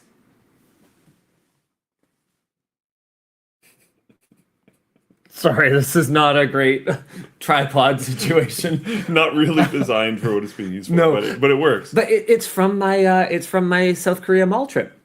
Oh, So this is now part of my part of my kit. it works. It fits and sits. So if you want to visit COMPUTEX and filter through all the AI nonsense, you can check out lmg.gg/fpwan. And our discussion question. Oh, right. Yeah. Oh, right. Okay. Our discussion question is, what were some of the coolest things you saw at COMPUTEX? I think I already I said one of them, which was I really like the wooting dials. I think that's a really cool thing that I haven't seen with keyboards before. Mm-hmm. And being able to place them wherever you want, I think is just awesome. I've seen dials. Haven't seen them like that. Yeah, modular Being dials able to put them wherever you want. That's cool. That's really and cool. I could really see like, again, video editor, CAD designer, something like that, swapping basically all their F keys for just a bunch of different dials. F those keys. Get rid of them. That being potentially helpful. The other one is, as Sammy suggested, the immersion cooled setup, because of course it was. I wasn't going to bother actually making a video of it, but I thought their block design was really interesting. And it's a short on the LTT channel right now. And you can see in the thumbnail, if you just go to the thumbnail and then potentially share your screen. I'm going to share my screen so hard because I have that power. I'm so excited, dude. This is so cool. It's an immersion cooled system. So you wouldn't normally expect to see what looks like water cooling blocks on it. But then you might also notice that this only has one tube. That's the GPU vertically mounted in front of the motherboard. So it only has one tube. So what's really happening, you can see those, you're seeing the open fins on the end. So it delivers the theoretically coldest oil directly to the component, and then the oil squishes out of the water block. Yeah. Into the rest of the system, floats around, gets pulled out. Yeah. So there's one out and two ins, and the ins go directly to CPU and GPU. Wait, one out? there's like a pump going out to the radiator. Oh, two in. Oh, Yeah. okay, okay. I might be so- using the bad Okay, so terminology. you've got 2 supplies and 1 yes, return. yes. Okay. Yeah. Sorry if I. What happens if you submerge God, a that's PC loud. in liquid? Ah, he's yelling at me. This ionic. He's yelling at me. Oh God, I hate. Submerge a I never use the shorts interface. Watching Linus run into shorts was very funny. Why is Luke so Why am I animated? I being hate this. attacked? Okay, get rid of it. Get rid of it. Oh man. Hey, there. Jeez. I'm not made for this, Luke. That was great. But yeah, it was cool. I maybe it's been done before. I haven't personally seen it before, so seeing it in person was pretty cool. All right. It costs way too much. Of course it does. Makes no sense, but Not for you. not for me. Maybe Well, it but does. it does make sense to someone. dollars. They did say, like quite plainly, that this was not a product for like your You. gaming PC at home. Yeah, it is in like a PC form factor, but they were talking like edge compute, blah blah blah blah blah, stuff like that. It really is time for us to do another submersion cooled Luke PC, isn't it? I think Like, are we ready now? that'd be cool. Like, are there any like mineral oil air concerns anymore now that you're Not your as much because the situation? computer's in a different room now. All right, So it Is it might time? be it might be time. We could do some. I think we got to do it. I think Not a, yeah. didn't we even like find a case that we wanted to use? Did we? I thought so. Yeah, because I thought we like. Oh man, you know what? No. Because you know how you. Oh, this is hilarious. You wanted to do a NAS, and then I held it hostage, saying, I only ever agreed to pay for your gaming PC. I'll build you a NAS, but it has to be mineral oil cooled, and you have to actually use it. Is this ringing a bell now? And then you were like, no, I can't. I'll just build my own NAS because I'm concerned about the mineral oil. And I was like, okay, suit yourself. And then you were like, I'm going to build a NAS. Oh, wait, DRAM. I don't want to. They always come crawling back. They come crawling back from my DRAM. You're gonna build because it would be submerged. So you're gonna build me a flash-based NAS. I don't know right if it'll be now. flash-based. You're gonna do why are we submersion cooling a hard drive NAS? Well, we won't submerge and cool a hard drive. Oh, I guess we could. Helium hard drives are sealed now. Oh really? Yeah. We totally could. What the F? Yeah. Pancrats is in the chat. It goes, yeah, aren't hard drives sealed now? Yeah. The new high-capacity hard drives are sealed now. What? Okay, I've been out of that game. That was a while back. That's kind of interesting, actually. Yeah. I don't know of any submerged hard drives. Yeah. That makes it more interesting. The most submerged hard drive so far. Dude. Yeah. So submersion NAS. I knew there was like helium drives, but I didn't realize they were sealed. Yeah, they have to be because, and they have No, to that be makes like sense. That makes mega sense. sealed. I just didn't put together. Because helium's a super Yeah. small molecule. Yeah. So it's gonna they're- try to escape. They'd have. To Yeah, they like need like I remember them explaining it to me back in the day. Like they needed like even like thicker, like a thicker chassis or something because helium will just like escape from things. Interesting. Yeah. Smolecule, nice. Xfin in Floatplane chat. Yeah, people are already memeing the like. I'll show you a submerged hard drive. Get it? No. Nice. Solid. It would be. It would be solid. But not solid state. Yeah. If your hard drive's solid for more than 4 hours. All right. Hey, we've got an update on the BOINC Pentathlon. Speaking of solid hard drives, it is now complete. In this event, LTT competed against 20 other teams by using computing power to support scientific research and progress. This year, we won silver overall thanks to our 93 participants. Across all projects, LTT earned over 845 million points. And I just want to do a special thanks to Pancrats from our... Pancrats, you're in chat right now. Okay, First of all, aren't you supposed to be at work? What are time zones? What's he doing in chat? Okay. I think it might be. It's half And past second of 7. all, why are you? Oh, it's okay. It's late. And second of all, why are you personally donating to this project? The company can donate prizes to the project. I think we did. We did. Yeah. Wait, Pancratz, you don't have to donate stuff. I've done it for years. He says. Okay. Well, thank you. It's pretty cool. Special thanks to Pancratz, Dogwitch, Sequence 211, and some anonymous forum members for donating a total of 27 prizes for the event. Additionally, 10 participants will be walking away with a $100 LTTStore gift card. This is it's just a really cool just forum community initiative that we're happy to continue to support.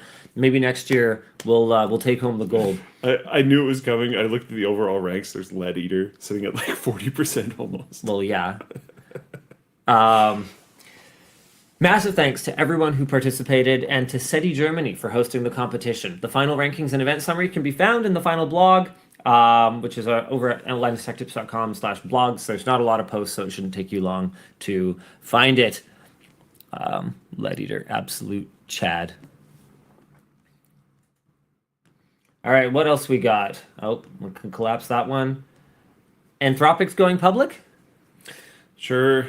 Everybody's going public. Well, I actually find this to be a very interesting time, and I know that that's sort of like a witch doctor curse. May you live in interesting times. Mm-hmm. But this is an interest. As someone who is not, very invested, literally in the stock market, I am quite invested in the story of the stock market right now, and I am finding it very interesting.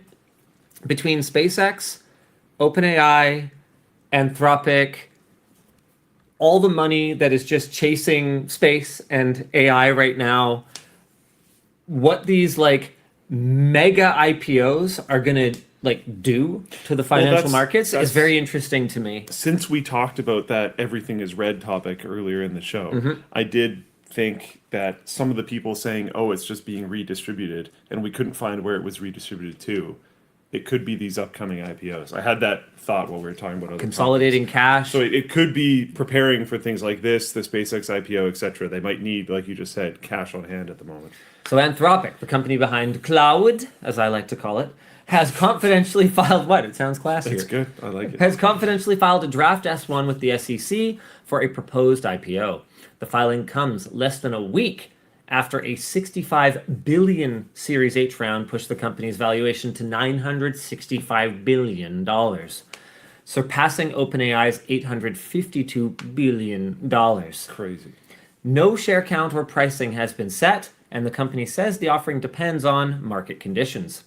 Revenue run rate reportedly hit around $47 billion annualized as of May 2026, up from roughly $10 billion a year earlier. Anthropic does seem to be the one that is actually making this business model maybe kind of make financial sense. Maybe. This kicks off what Wedbush analysts are calling the floodgates for the IPO market. SpaceX is targeting a June 12th listing at up to a $2 trillion valuation. OpenAI is preparing its own confidential filing, and all three are racing to go public in what could be one of the most consequential IPO cycles since the dot-com era. Yeah. What a thing to compare to. Yeah. NASDAQ changed its index rules effective May 1st, cutting the waiting period for the NASDAQ 100 from 3 months to just 15 trading days for mega-cap IPOs. FTSE Russell cut theirs to 5 days. Goldman Sachs estimates the NASDAQ change alone could trigger up to $60 billion in forced buying. Okay, so that's a whole thing. And that makes me deeply uncomfortable for anyone who's retirement, their 401k is just sort of buying these index funds, because as soon as a new mega cap stock is included, you have to buy it. And then, every contribution you make, force buys these things. If you were ever wondering how it is that Tesla's car sales can go down and they can fall way behind in robotics, which is apparently the future of their company, and the stock doesn't just plummet, it's because once you're in these index funds, people are it's just auto buying. And yeah, $60 billion in forced buying. That's a terrifying amount of money if this does .com. Whew. Yeah. There is this is a side tangent thing, but I want to say it before I forget. Max O'Drive brought it up. I saw this news this morning. Did you see Google is going to pay SpaceX $920 million a month for compute? Apparently that went through very recently. This whole thing is just the money floating around is insane. We've talked about the money cycle going between these companies before. Now it's going into like renting entire data centers off each other. Like it's still going. They're finding what did Sam Altman call it? Innovative financial solutions or something. I said that they're. But it sounds like he said something along the lines of like OpenAI needs to focus more on financial innovation instead of just tech innovation. This was like a while ago. Yeah, it's. Yeah, Balster points out that if these get into the S&P, it would be very dangerous for the government to let these things fail because that would wipe out pensions everywhere. What if the S&P wasn't 50K, dude? Which at a time where in general Western populations are aging, wiping out pensions would put even further burden on the smaller, this-shaped, younger generation to support them. Like, as much as it's, I think, easy for Gen Zs and millennials and even some Gen Xs to kind of look at the boomers and go, hey, that just like bull run that was your entire life and all that net worth that you accumulated mostly passively, F you, and I hope it all collapses. That wouldn't necessarily be good because I think in general, it's better for that wealth to be preserved so that it can be transferred rather than for it to be completely just wiped off the face of the earth right now. But don't listen to me. I'm not an economist. That's a good point. Dan in chat said, this is why I keep telling people to stop being poor. I don't know why no one listens to me. What? I should be in charge of the economy. It just makes so much he sense. He did say that. That is an interesting point. No one listens to me, and it's getting very irritating. Very wise. They literally sell bootstraps. Oh wait, they don't have any money to buy them. Okay, maybe I haven't thought this through. Next? What's next? This is a off-current topic thing that might be a good come up for air. I thought you. Oh no, this is the one that I thought you were going to pick for the before show. This is so cool. This is very interesting. I was reading it before the show a little bit, but I didn't finish. Physicists just achieved perfect randomness for the first time, which made me do a when I first read that. Researchers at ETH Zurich have demonstrated a method for generating certifiably perfect random numbers, a long-standing challenge in cybersecurity, including, if you want to look into a really fun article, Cloudflare's lava lamps being like some of the solutions that they have for trying to generate random numbers.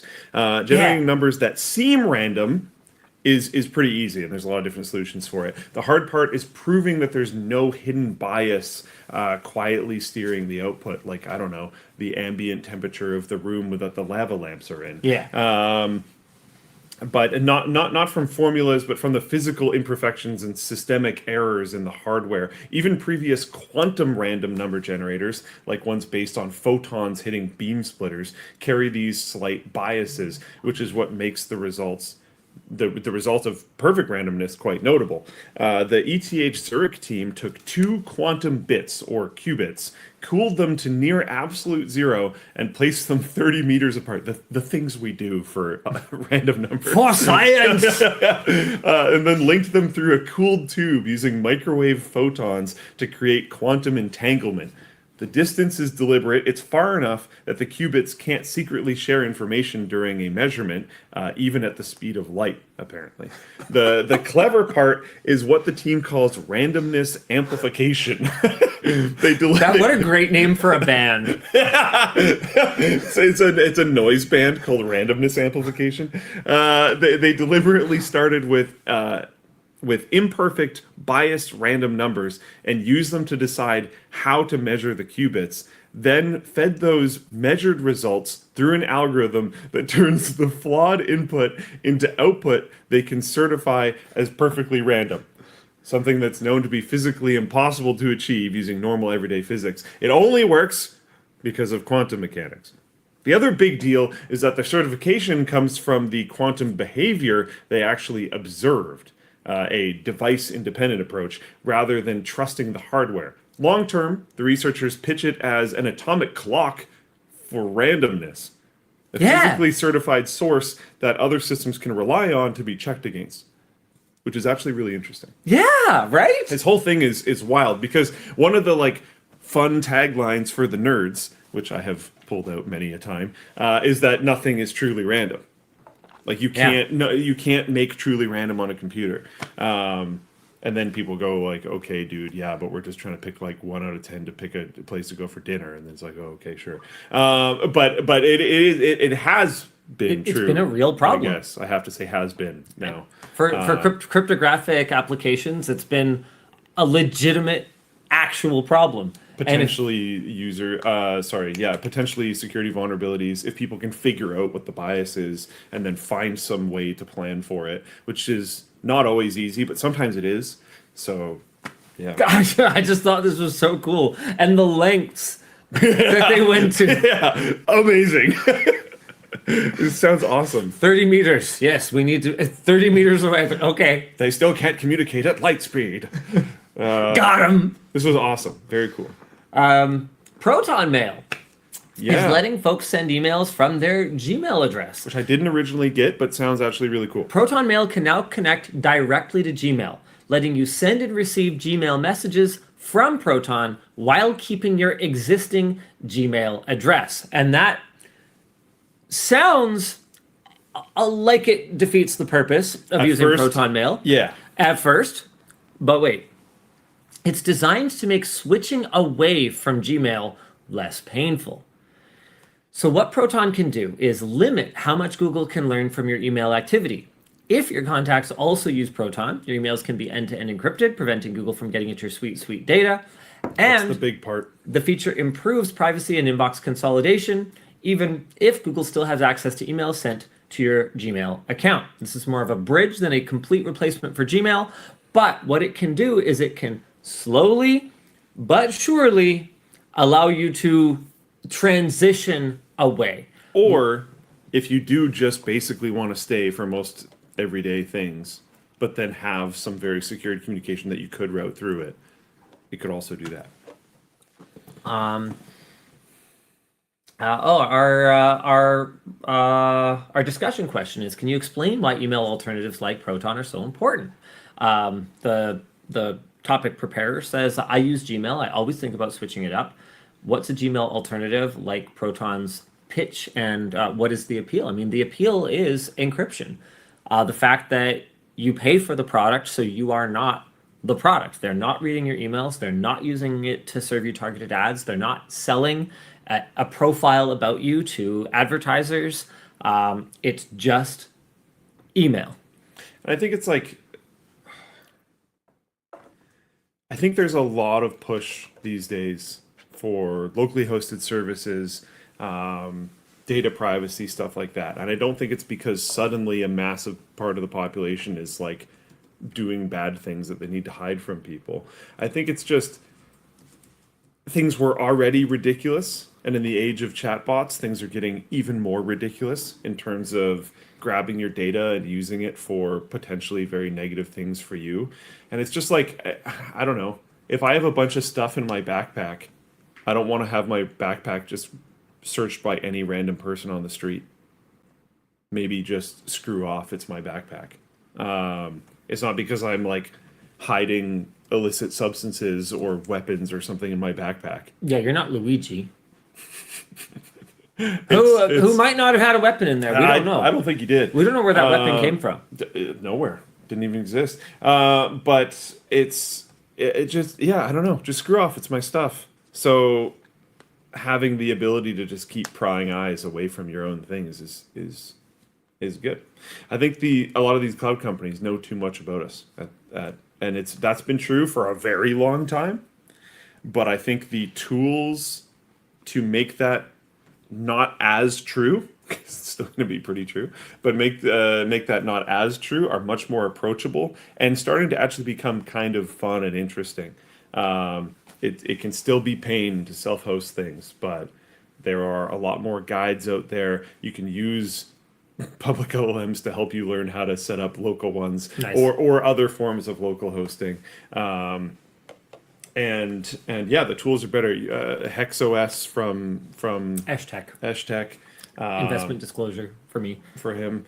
And just, I mean, like PewDiePie's thing, it helps you set it up, right? So like there's, with the cookbook portion of the tool, there's just a lot more resources and it's a lot more approachable than it's ever been. So people are finally kind of taking the leap.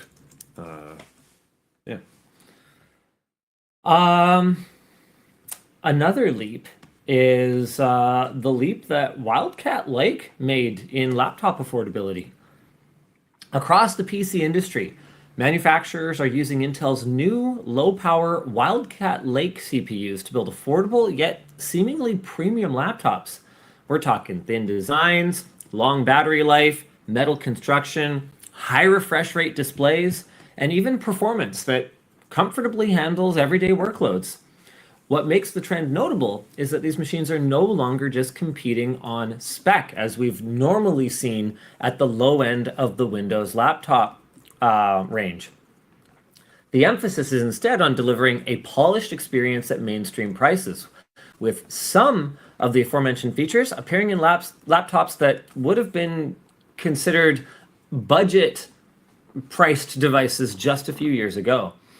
Dell's new XPS 13 is one of the most prominent Wildcat Lake laptops announced so far, pairing Intel's new chip with a CNC aluminum chassis, a 13.4-inch, 2.5K, up to 120 Hz variable refresh rate touchscreen, and a weight of less than 1 kilogram. And the pricing starts at $699 US or $599 for students.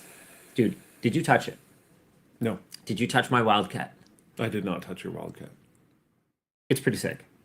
It only has 2 Type-Cs, unfortunately, to get it like as thin and slick as it is. The Asus has a little bit more reasonable I/O, but they haven't announced pricing. But dude, the Dell, it feels like... Heard a lot of people were really into Dell this show. It feels like it should start at like $12.99. It's really interesting with the Neo sparking these like super premium cheap laptops. So Dell insisted... Must have been already coming. Dell insisted. They were like, we telegraphed this move before, like way before, that we were going to do a like very aggressively priced entry level into, you know, whatever. But I'm looking at it going like, right, but like, did you say that because, you know, the scuttlebutt in the industry was that Apple was going to be pricing the Neo so aggressively? Like, I was going to say, it's probably because they got tipped off relatively early. You learn after being in this industry for a while, there's a lot of people that just kind of float between companies. I guarantee you there's people at Dell that used to work at Apple and vice versa.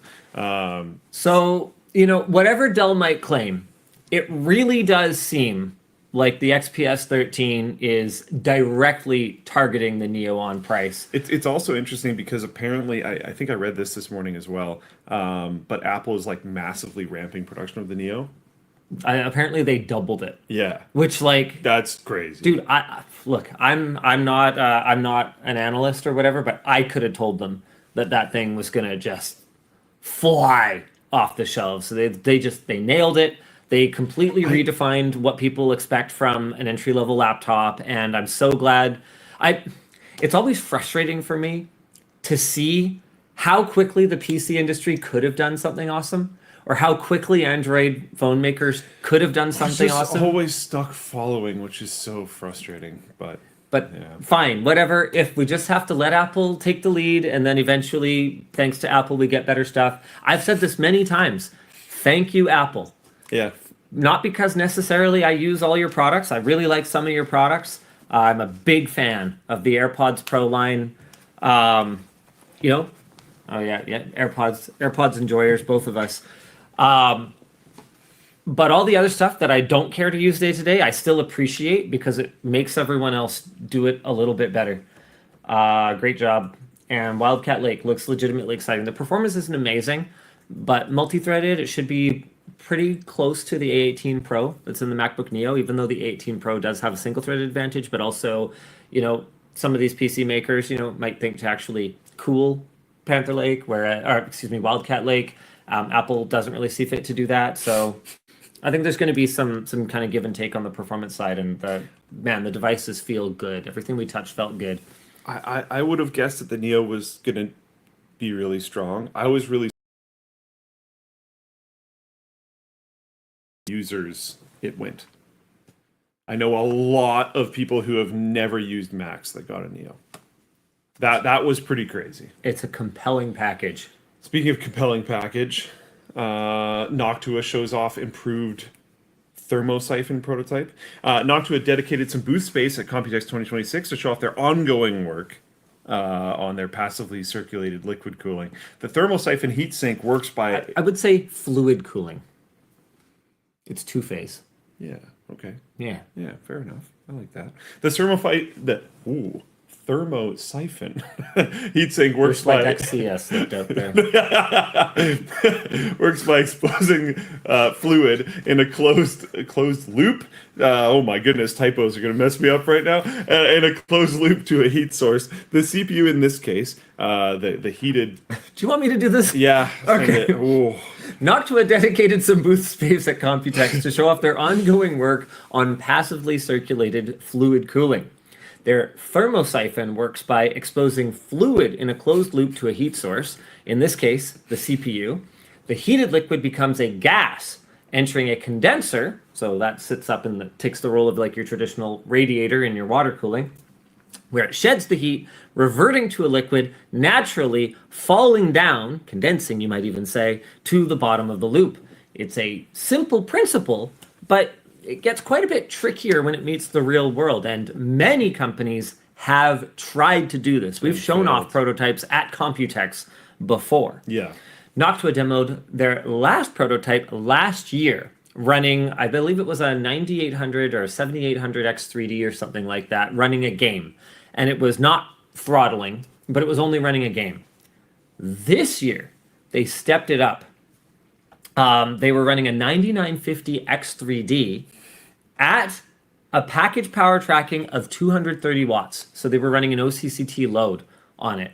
And they put it right next to a triple fan, traditional pumped radiator system. And both of them were within about 2 to 3 degrees, depending on which way the breeze was kind of flowing within the booth. Yeah. That's awesome. Very impressive. Just really cool. A little over 80 degrees on both of them. No pump. Is it silent?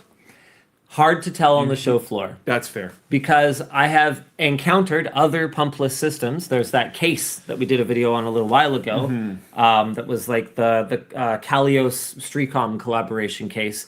And it makes a distinct... Beautiful system. Yeah, it's in my basement. Yeah. I could not take it apart. It's incredibly... I couldn't allow it to happen. Yeah. Gorgeous system. Yeah. But it has a distinct sound that I think has been best described as the sound of a toilet tank refilling from another room. Just kind of like a trickly, boily... Yeah, kind exactly. of... Which is...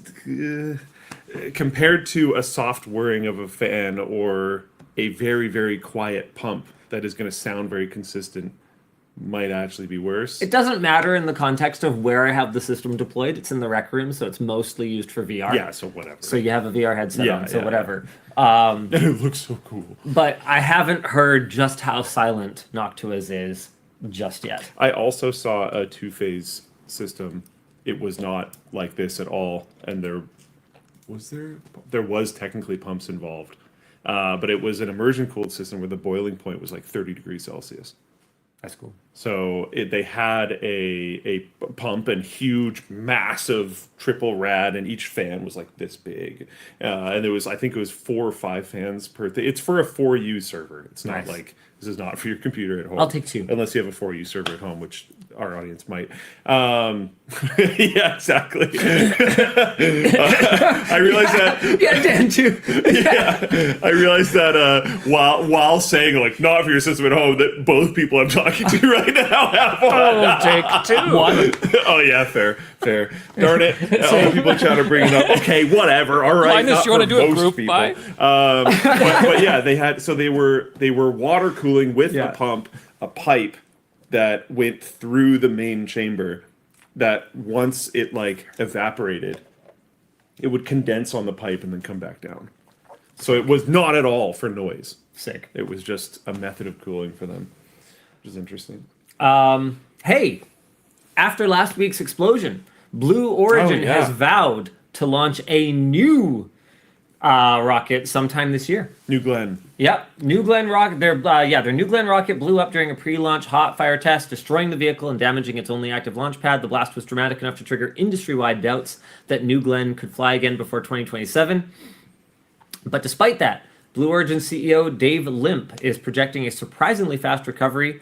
Key infrastructure, fuel tanks, water systems, some flight hardware survived, and Blue Origin said it expects to launch New Glenn again before the end of 2026, which, if they can pull it off, is good news for Artemis, good news for space, good news for just sort of in general things. I'm stoked to hear the vow. There is a lot of energy in space travel and rocketry right now, both literally and figuratively. I was going to say. And I suspect that they will put a lot of effort behind this. Some of the damage is pretty intense. Yeah. But money can solve a lot of time. Yeah. So maybe they'll figure it out.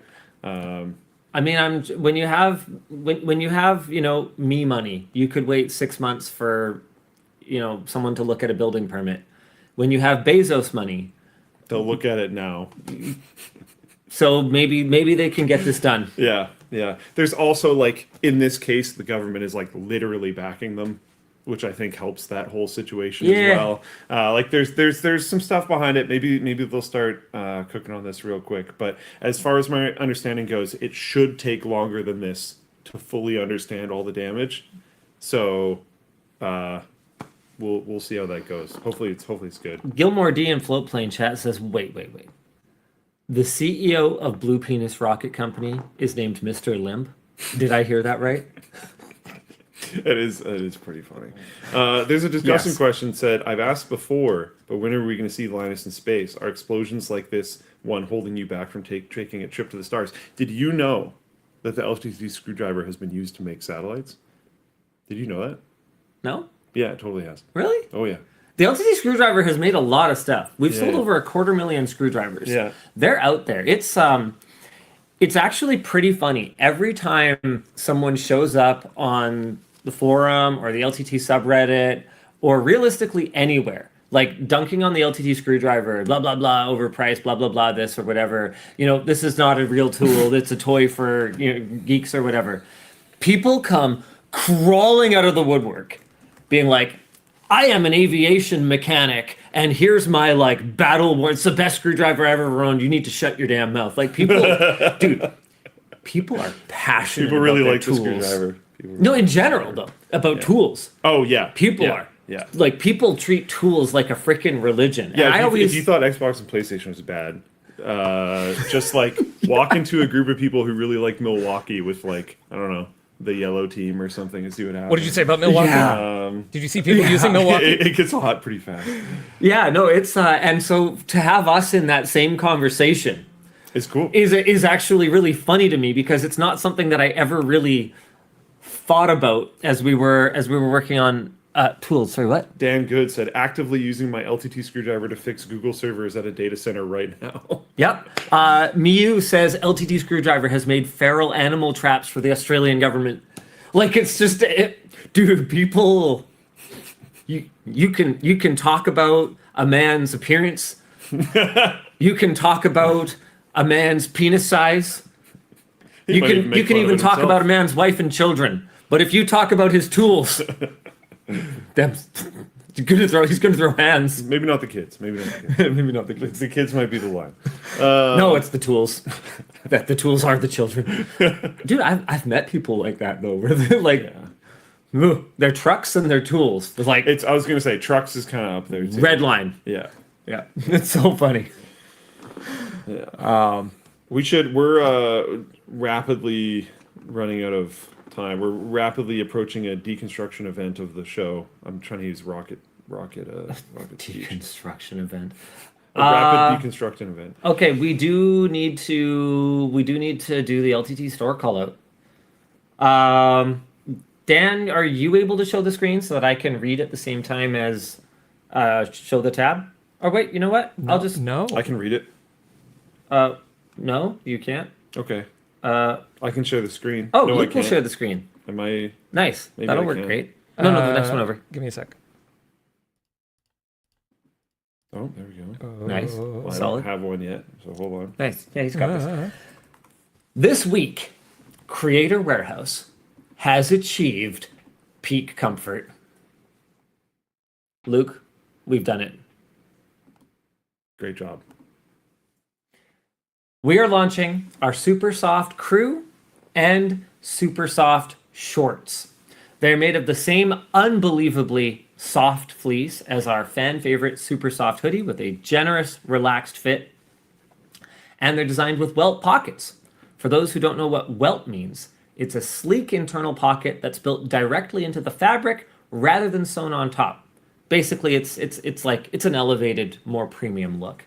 Did I mention, by the way, that these pockets are big enough for your phone or random capable charger? And the shorts have no less than 3 pockets. So get comfy and head over to lmg.gg/supersoftcollection. This is the part where I would normally, if we were doing a longer show, say, hey, checkout messages. You can send a checkout message when you go ahead and place an order.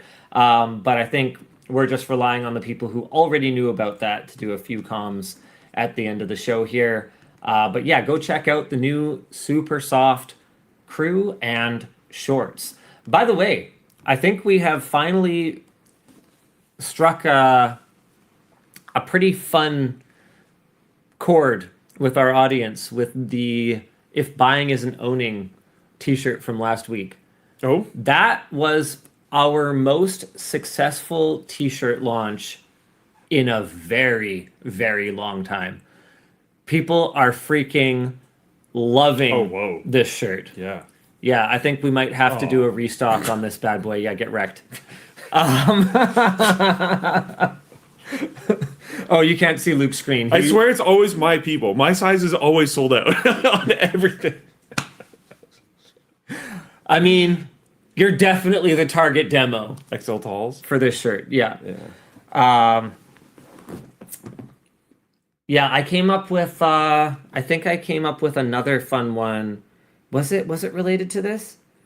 Hold on, I have to check my emails to Bridget. Oh yeah. Yeah. Okay.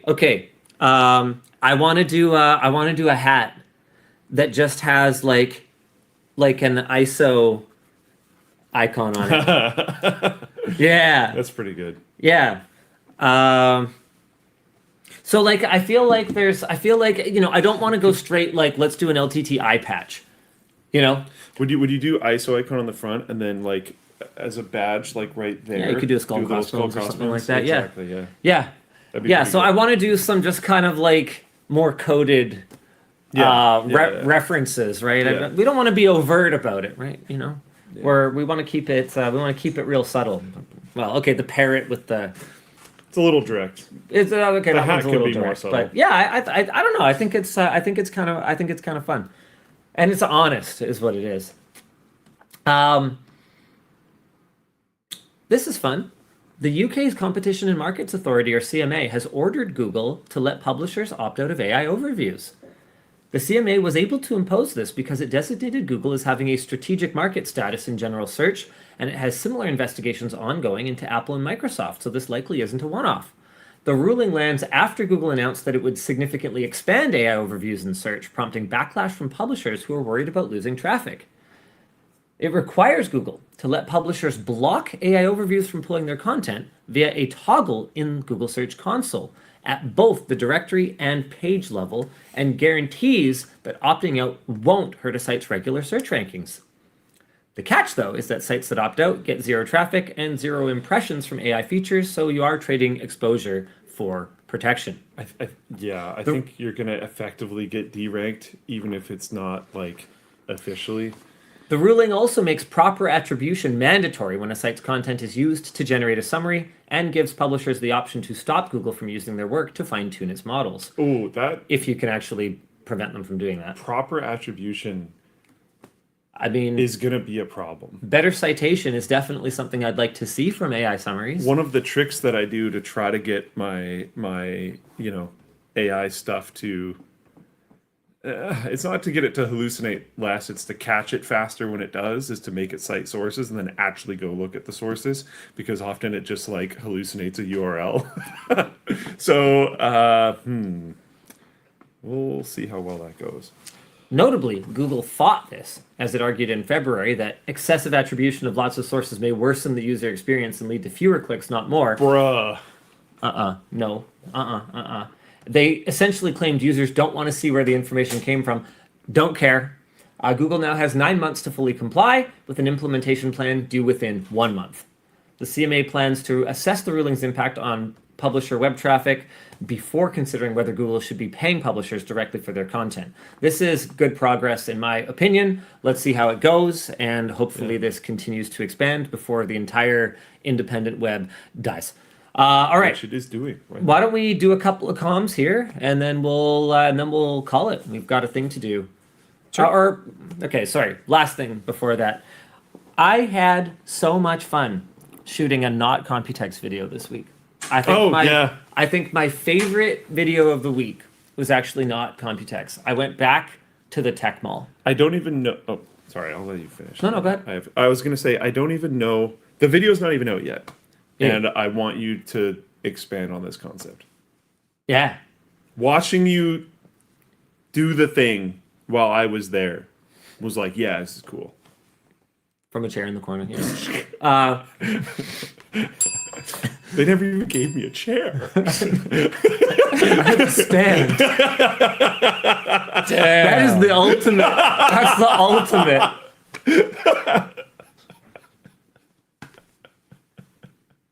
Can you get any lower while also being up higher? Like, Anyway, sorry. So the last couple of years at COMPUTEX, the first time, I don't remember why we did it the first time.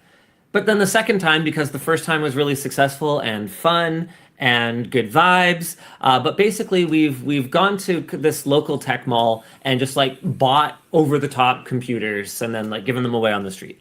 And that was fun, but I felt like, okay, it's played out now. How do we mix this up?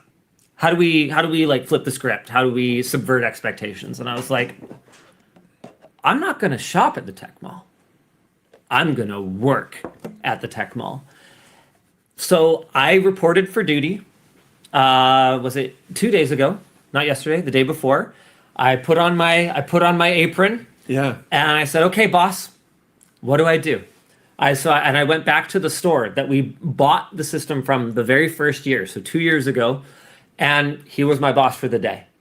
He said, build that system, troubleshoot this, reinstall Windows on that, water cool this, bend this tube. He left for like long periods of time. I don't know if you know this. Nope. He would like leave for 20 minutes, half an hour to go pick up a customer's RMA, GPU, sure. or like do whatever he's got to do. Yep.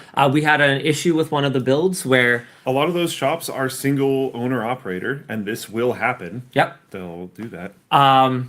And so one of the issues that I had with one of the builds that I was working on was that the backplate on the GPU wouldn't fit with the oversized RAM cooler that the customer wanted. They were interfering because of the thick backplate, so we had to use a GPU riser in order to even complete the build. And we had the cage for this vertical GPU kit, but we didn't actually have the riser cable. So I was able to test fit it with the cage, but he had to like go just to another store and like buy a kit so that I could complete the build. So I was like working on another system in the meantime. I forget where I was going with this, but like he left. He was gone.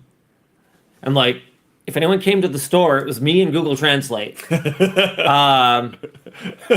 Like I had no training, so I was just like writing people's names and the issues with their computers on scraps of paper. Like Doing what you can. Dude, it was so much fun. I'm actually very proud of the result of one of the things that I did. I don't think you saw it. Not the final. Dude, I'm assuming I know what you're talking about, but not the final. I've still got it. Oh. Oh, you mean the skill? Oh, yeah. I thought you meant the thing, and I was like, I thought that was a No. customer build. But I still got it, brother. Heck yeah. I did a 90-degree bend by hand, put it down on the tile. Perfect. Nice. Actually perfect. Nice. Dude, I still got it. Anyway, it was a lot of fun, and I'm really excited for that video to come out. It's going to be freaking awesome. All right, let's do a couple of comms. Yeah, sure. I've just got a couple still got here a pack. for you.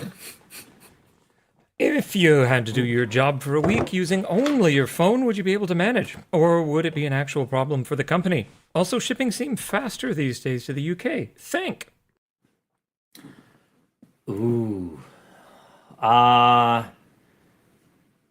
So I want to try.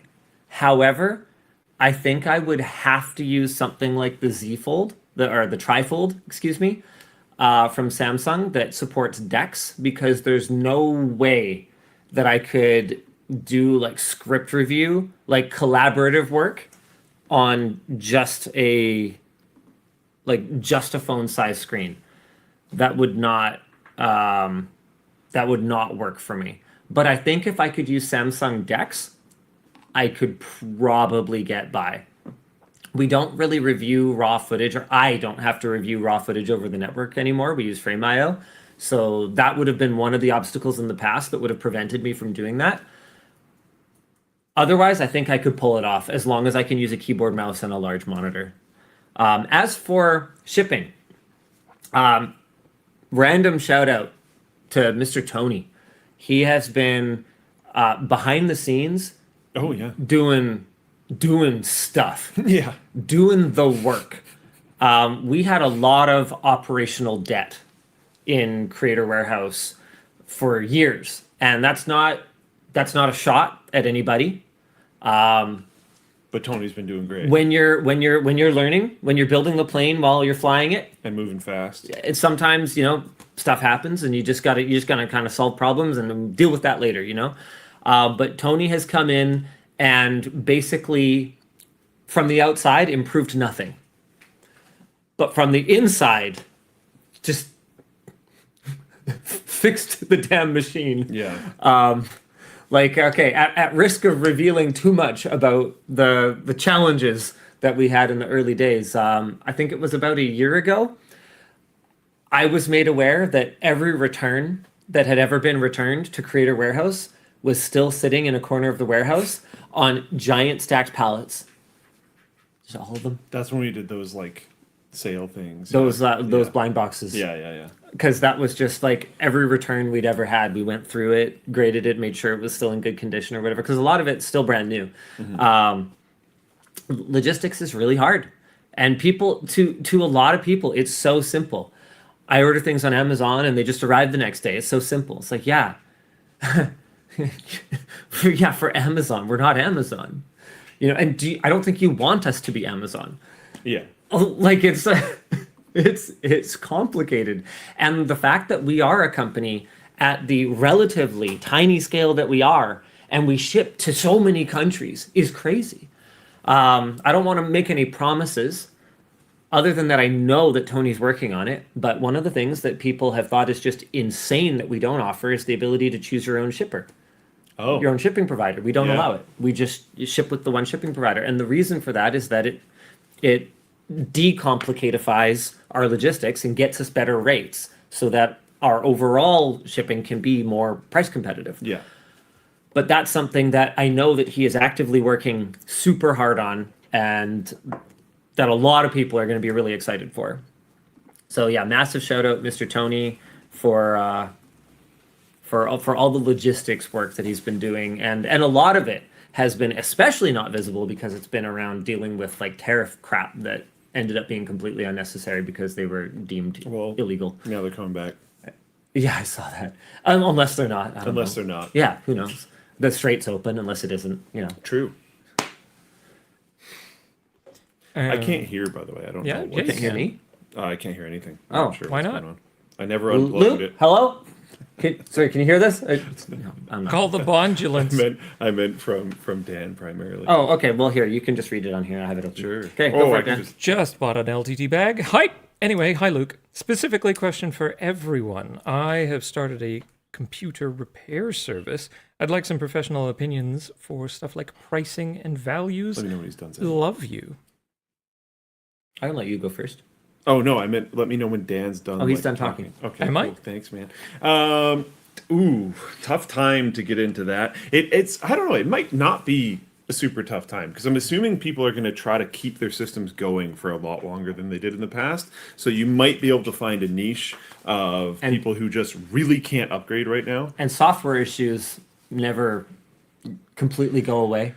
Yeah, I think it's less lucrative of a market now because I think antivirus is just like way better than it was in like the early 2010s, late 2010s. Pricing, I have no idea. Values, I've kind of always been on the side of like, you know, the automotive shop that I know that's near me that has like the longest wait list is also the one that is most reputable for like not scamming their customers and stuff. And if you get known as someone that people can reliably go to who will actually fix problems and charge not a low price, but a reasonable price for the job that you do, hopefully that will continue getting you customers. I can't speak from experience on this because I've never tried to put together a pricing model for a repair shop. But what I can tell you is that as someone who has thought about what that model might look like, the way that I would want to tackle Luke's not cheap but fair vibe is not quite, it doesn't have to be like per minute, but like a 15-minute increment billing instead of like, you know, we start at 1 hour.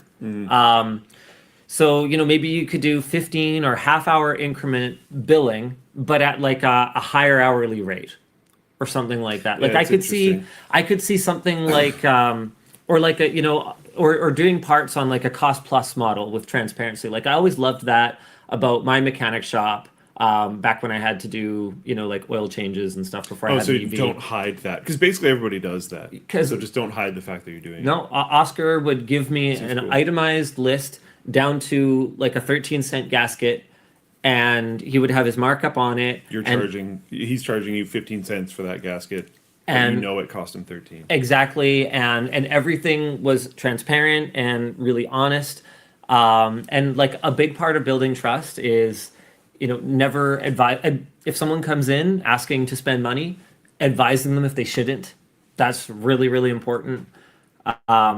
So something I ran into, because I was doing this for a little bit out of high school, something I ran into is where the money was for me was in service contracts or even individual jobs for fairly small businesses, making sure that their systems were secure. I worked with a lot of like, it would be like a notary public, not republic. Anyways, and like small little law firms and stuff like that, where like they cared about their data security, where the loss of all their data could be the loss of their company. So like that was a valuable thing to them. They cared about that. But the job for you isn't necessarily like hyper complicated. You just need to be able to you need a way to be able to jump into their systems quickly and reliably. You need to make sure that their security stuff is well up to date and that the usage of their computers is locked down enough that it is reasonably secure and you're kind of like, I found it useful to literally walk through their little office. It was always really small because I was a small time operation myself. You were. But I mean, not that small. You were never as small as me, for instance. but walk through their office and make sure like no one's doing sticky note passwords and stuff like that. Like look, observe, and actually act on those things. That's where I found a decent amount of money. I don't think this person is suggesting that they're opening a shop because they said they've started a service. Yeah, mobile service seems like kind of a pretty cool way to go. Definitely the way to go. Yeah. I would not open a brick and mortar. Back when I was still working at the computer store, and my aunt and uncle have always really encouraged me to pursue entrepreneurship in some form. I don't think they would have predicted this whole YouTube thing. Sure. But my aunt came up with this kind of fun name for a business that she called Nephew to the Rescue. And she was pretty like, good. yeah, she was like, basically her concept for it was like tech repair by bike, essentially. And you recruit, whether it's through like an affiliate type program or whether it's like a partnership, you recruit nephews to try to sort of cover a geographical region. And by doing everything just with like kind of your kit on a bicycle and bringing the service to people, you could be competitive with something like a Geek Squad by keeping your overhead super low. And the idea is just that, you're not like a major corporate sort of scary thing, fair and reasonable, friendly pricing, and knowledgeable nephews to kind of come in and help you with your tech stuff. And it seemed like a really cool idea, but I was not at a stage in my life where I was, ready to start a business. But it legitimately seems like, a pretty fun branding for it, and a kind of neat model actually. Pankrat said, having been in computer support business in the past, it will vary from market to market, but business IT support will be $150 to $200 an hour pretty easily in most places, but most lean towards standardized contracts like support contracts and stuff. Obviously, more consumer-facing stuff will be a bit less, but I wouldn't expect much less than $100 an hour. Something I liked about standardized contracts was if you do a really good job, you might not need to do any work that month, and you still get paid, which is pretty sweet. But that also means that if proverbial poop hits the fan, and say it's like a wide attack that's hitting potentially all of the places that you're servicing, you might also have a really terrible month. But yeah, with that, we are overtime. And Someone finally noticed. that we're flipped.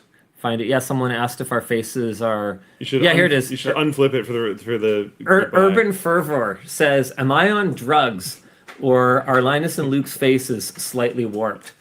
Yeah, go for it, Dan. Yeah, flip it back, and then we can say goodbye. 'Cause I gotta run. Yeah, sure. There you go.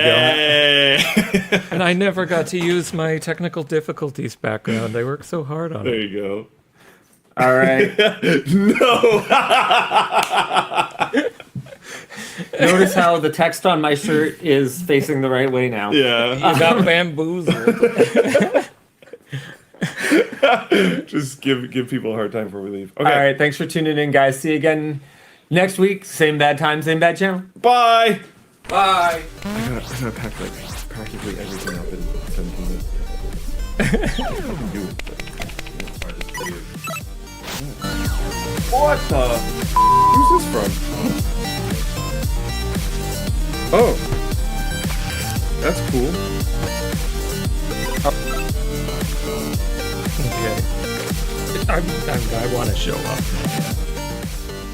I want to show off my technical difficulties background. I'm too proud of it.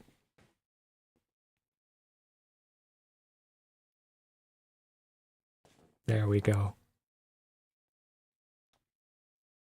Thanks for tuning in, everybody.